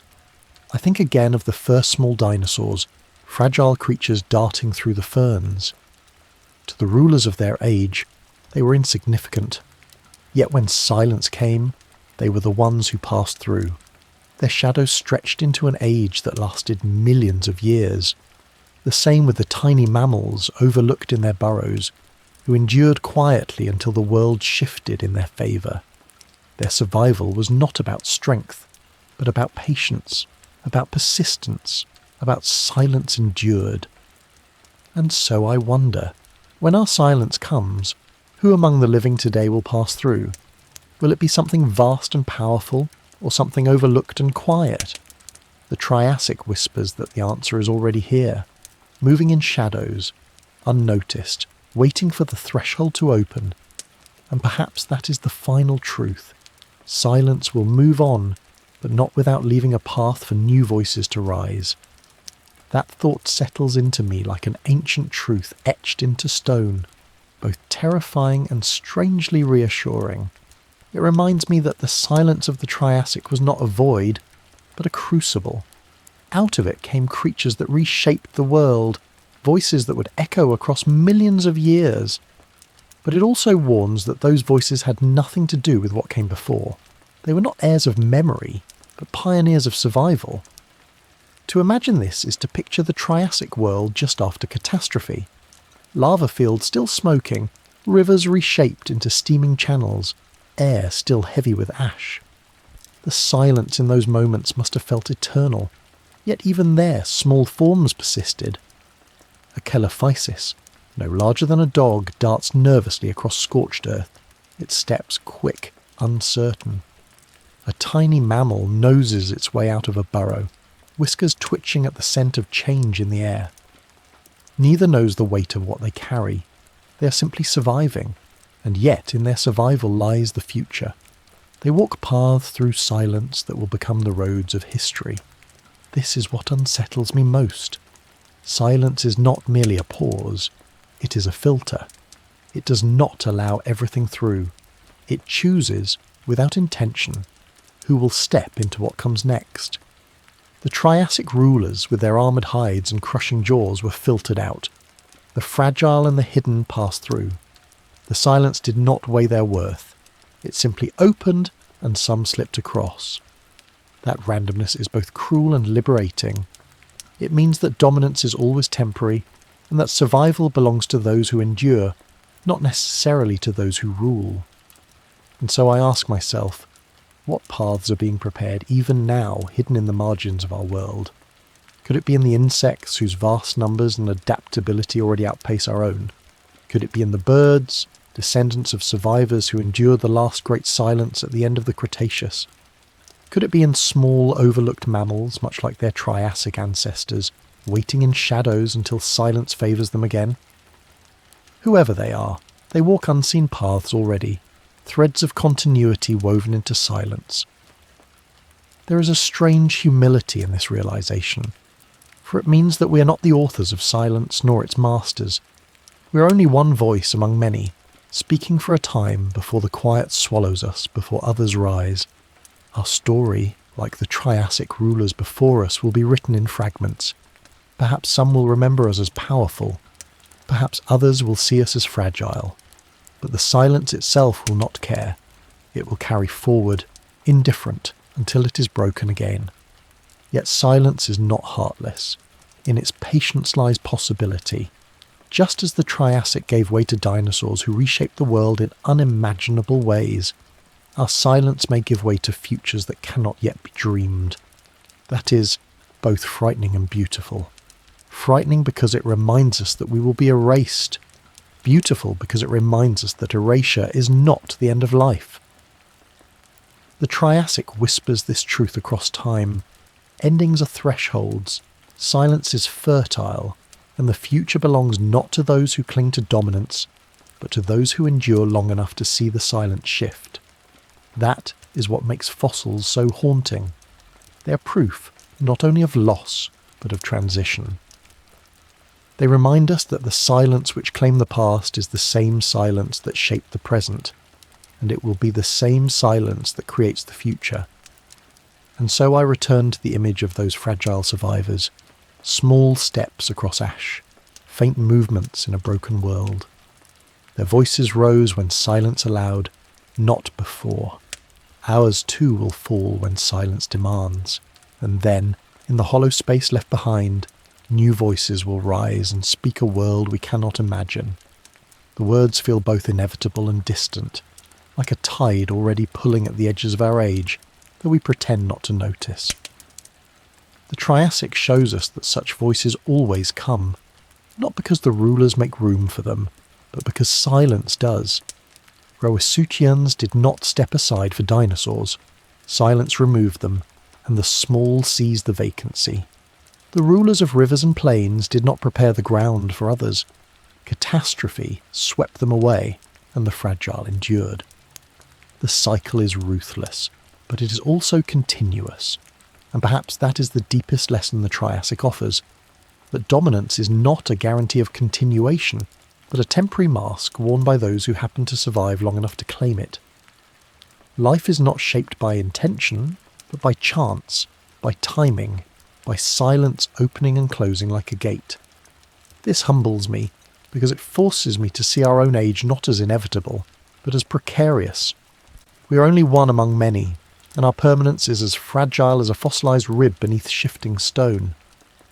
I imagine what it must have been like to live in the last days of the Triassic, a predator stalking a thinning herd, unaware that both it and its prey stand at the edge of erasure, a small creature digging its burrow deeper, sensing danger it cannot name, its instincts guiding it toward survival without knowledge of the world it will inherit. Life did not know it was crossing into silence. It only lived, each breath a fragile defiance against catastrophe. To look back now is to see patterns, thresholds, transformation. But to live then was to stumble forward blindly, carried by necessity. Are we not the same? We sense changes in our world, the heat rising, seas climbing, forests vanishing, yet we continue as though permanence is guaranteed. Perhaps this is our nature, to live in the illusion of continuity, blind to the silence that gathers. And perhaps, like the Triassic rulers, we will not recognise our own threshold until we have already crossed it. That thought unsettles me deeply, for it means we may already be living in our last days without knowing it. Yet silence is not only destruction. The Triassic proves this too. It is a force that clears, erases, but also prepares. Out of volcanic fire and poisoned seas rose the green of new forests, the voices of creatures who would shape the Jurassic, the Cretaceous, and all that followed. Silence is a kind of brutal gardener, pulling down what has grown too vast, too fragile, too fixed, and opening the soil for something new. That is what frightens me, and what fascinates me, for it means our silence too will not be emptiness, it will be preparation. But for what? That is the question that haunts me most. What voices are already gathering, unnoticed, ready to rise when we fall? Perhaps they are small and overlooked, as they always have been. Insects thriving in shadows, rodents hidden in forests, birds nesting in places we rarely look. Perhaps they are something we cannot yet imagine, life waiting in forms we cannot predict, waiting for the silence to clear the stage. Whatever they are, they will speak a world that does not include us, just as dinosaurs spoke a world that excluded the Rowasuchians, and so I find myself asking not whether we will endure, but how we will be remembered in silence. Will our fragments tell a story of arrogance undone, or of fragility endured as long as possible? Will our ruins whisper to future voices, or will they be swallowed completely, leaving no trace? The Triassic reminds me that remembrance is never guaranteed. It is only fragments carried forward if chance allows. Still, there is a strange comfort in knowing that life will not stop. Even when silence takes us, new voices will rise. They will not be ours, but they will speak. That truth reverberates through the Triassic like a hidden rhythm, steady and undeniable. It humbles me to think that the world has always been bigger than its rulers, that every reign is temporary, and that silence is the one certainty binding them all. To the Rauisuchians, the Etosaurs, the Phytosaurs, their dominion must have seemed endless. Yet silence claimed them, and in its wake, voices rose that no one could have predicted. So it will be with us. The Triassic landscape itself bore the scars of this truth. Great rift valleys tore through Pangaea, splitting what had once been whole. Volcanic eruptions blackened the sky for decades, drowning continents in molten stone. Oceans frothed with chemical change, suffocating what had lived within them. To stand in such a world would have been to believe in finality, to feel that the earth itself had decided against life. And yet, from those wounds came transformation. New ecosystems, new climates, new forms of survival. Silence was not an end, but a passage. I find myself drawn to the fragility of those who endured. Small dinosaurs like Colophysis, moving swiftly across hostile ground, unnoticed at first, would one day inherit vast kingdoms of their own. Early mammals, insignificant in size, carried within their tiny bodies the future of countless species, including us. Their survival was not marked by grandeur, but by persistence. They did not rise to dominate the Triassic. They simply endured its silence until the silence shifted in their favour. That is what makes their story so profound. Survival did not depend on being strongest, but on being present when the world began again. And here lies the echo for us.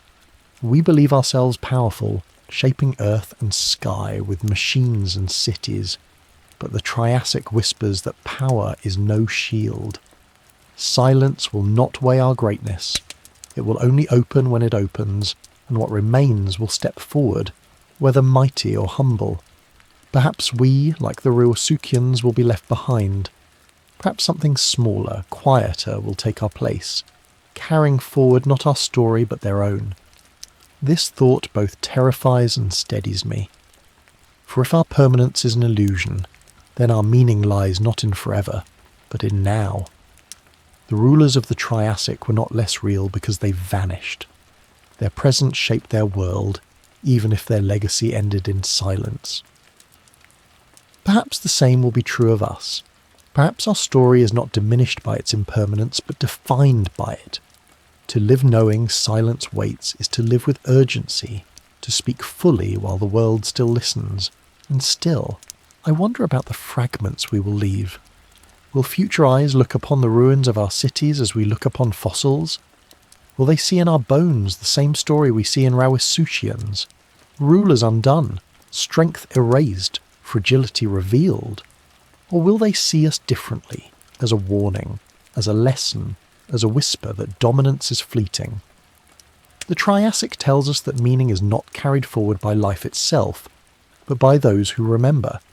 And those who remember may not be like us at all. Silence, then, is not only an ending but a teacher.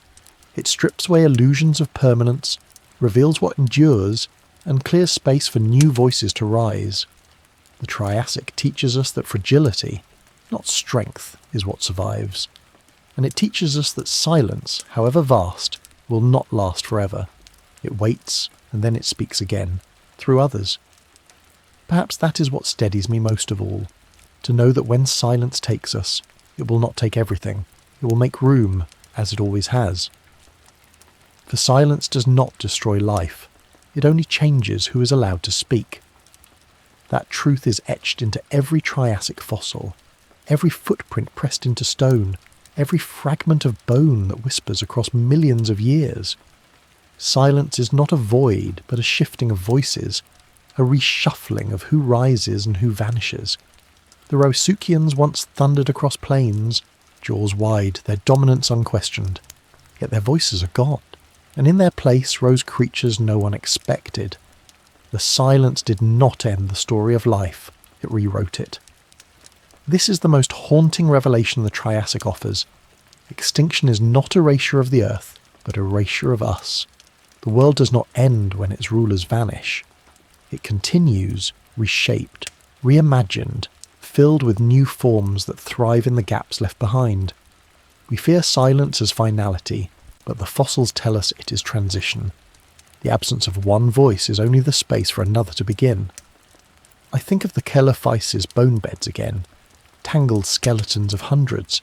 Their lives ended in desperation, their bodies locked together in death. To see them is to feel the weight of loss. Yet in those same graveyards lie the bones of survivors, those who endured, who stepped into the silence left behind.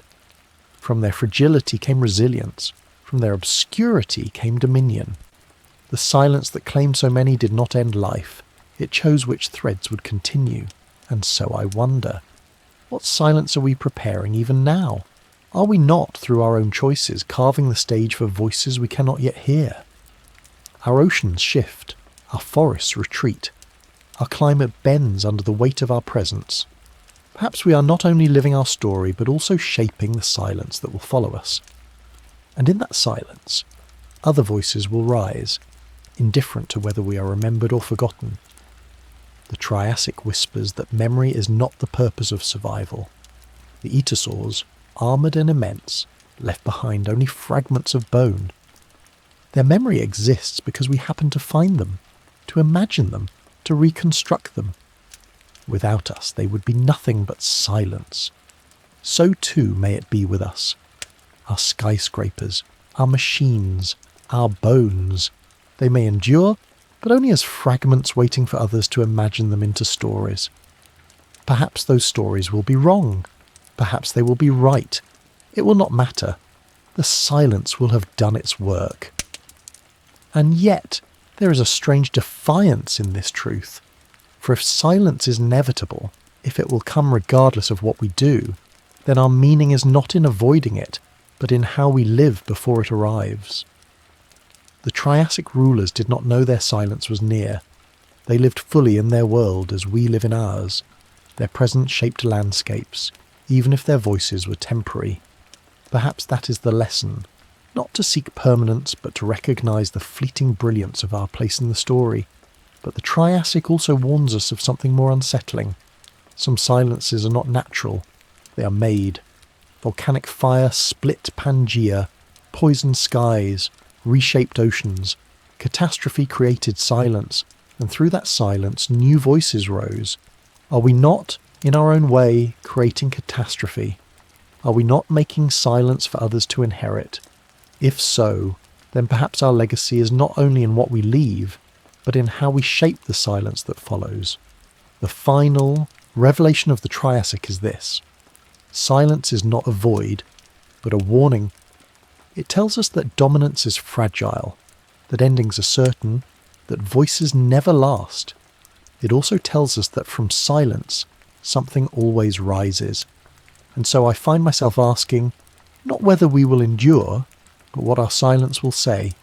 Will it whisper of arrogance undone, of fragility forgotten, or of a presence that burned brightly before it vanished? What will our silence say when it becomes the only voice we leave behind? The question hangs heavy, not as an echo from the Triassic, but as a reflection of our own fragility. The fossils whisper that silence does not speak in words, but in absence. It says, "Here once were rulers, now gone. Here once was dominion, now dust." The Rawasukians left no story of themselves. They left only bones, twisted in stone, their voices stolen. The Etosaurs' armoured bodies endure in fragments, but the lives they lived are lost. Their silence says only that they were here, and then they were gone. So what will ours say? Perhaps that we were clever, but not clever enough. That we built monuments to permanence in a world that has never promised it. That we believed ourselves masters of Earth, yet we were only one chapter among many. Our silence may whisper of hubris, or of beauty, or of tragedy. but whatever it whispers will not be for us.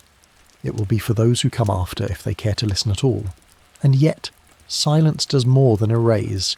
It creates the canvas for what follows. The Triassic silence paved the way for the Jurassic, for creatures so vast and strange that the world itself seemed reborn. The broken earth of that time became fertile ground for new beginnings. In the same way, our silence will not be emptiness, it will be transition. Perhaps through our ruins, forests will rise. Perhaps our oceans, scarred by us, will one day teem again with life we cannot imagine. Perhaps what comes after will not mourn us, but thrive because we are gone. There is something profoundly humbling in this, to know that the world does not need us, that life continues without our voice, is both a sorrow and a release. We are not the authors of silence, we are only one of its chapters, and if silence is inevitable, then perhaps our meaning lies not in resisting it, but in living fully within the time we are given. The Triassic rulers lived unaware of their end, yet their presence shaped the world while they existed. Perhaps the same can be true of us. Still, I cannot help but return to the fragments, to imagine a far future where someone, or something, uncovers traces of us the way we uncover traces of them. A piece of a tower beneath layers of stone, a fossilized human bone, fragile yet enduring, a shard of glass hardened into something unrecognizable. They may reconstruct us from these pieces just as we reconstruct the Triassic, and their imagination, like ours, will be imperfect, incomplete, shaped by silence as much as by memory. That is what the Triassic has taught me most, that silence is not only about endings, but about imagination. Every fossil, every fragment is silence demanding to be filled with story.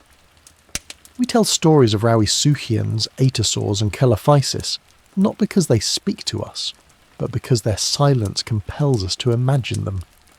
One day, perhaps, our silence will compel the same, and maybe that is enough, to be imagined, even if imperfectly, to be remembered, even if only in fragments, to have our silence turned into stories that are not ours, but still carry traces of who we were. The Triassic closes with this lesson. Silence endures, but it is never empty. It becomes the soil of memory, the seedbed of imagination, the threshold of futures that do not include us but are made possible by our absence. So when our silence comes, it will not say only that we are gone. It will say that something else can begin. That is the final whisper of the Triassic, and perhaps the final whisper of every age. What once seemed eternal always collapses, and yet the world does not fall silent. It shifts, it transforms, it begins again. Rauisuchians gave way to dinosaurs. Dinosaurs gave way to mammals. One day we too will step aside, willingly or not, and silence will open space for something new. The lesson is stark but undeniable. Permanence is an illusion. Every empire of life, from the mightiest reptiles of the Triassic to the vast herds of later ages, has believed itself unshakable. Yet the silence claimed them all, not with malice, but with inevitability. And from that silence new voices rose, unimagined, unprepared, uninvited, but unstoppable. So what of us? When our silence arrives, what will it create beyond us? Will forests reclaim our cities, their roots splitting our monuments until only ruins remain?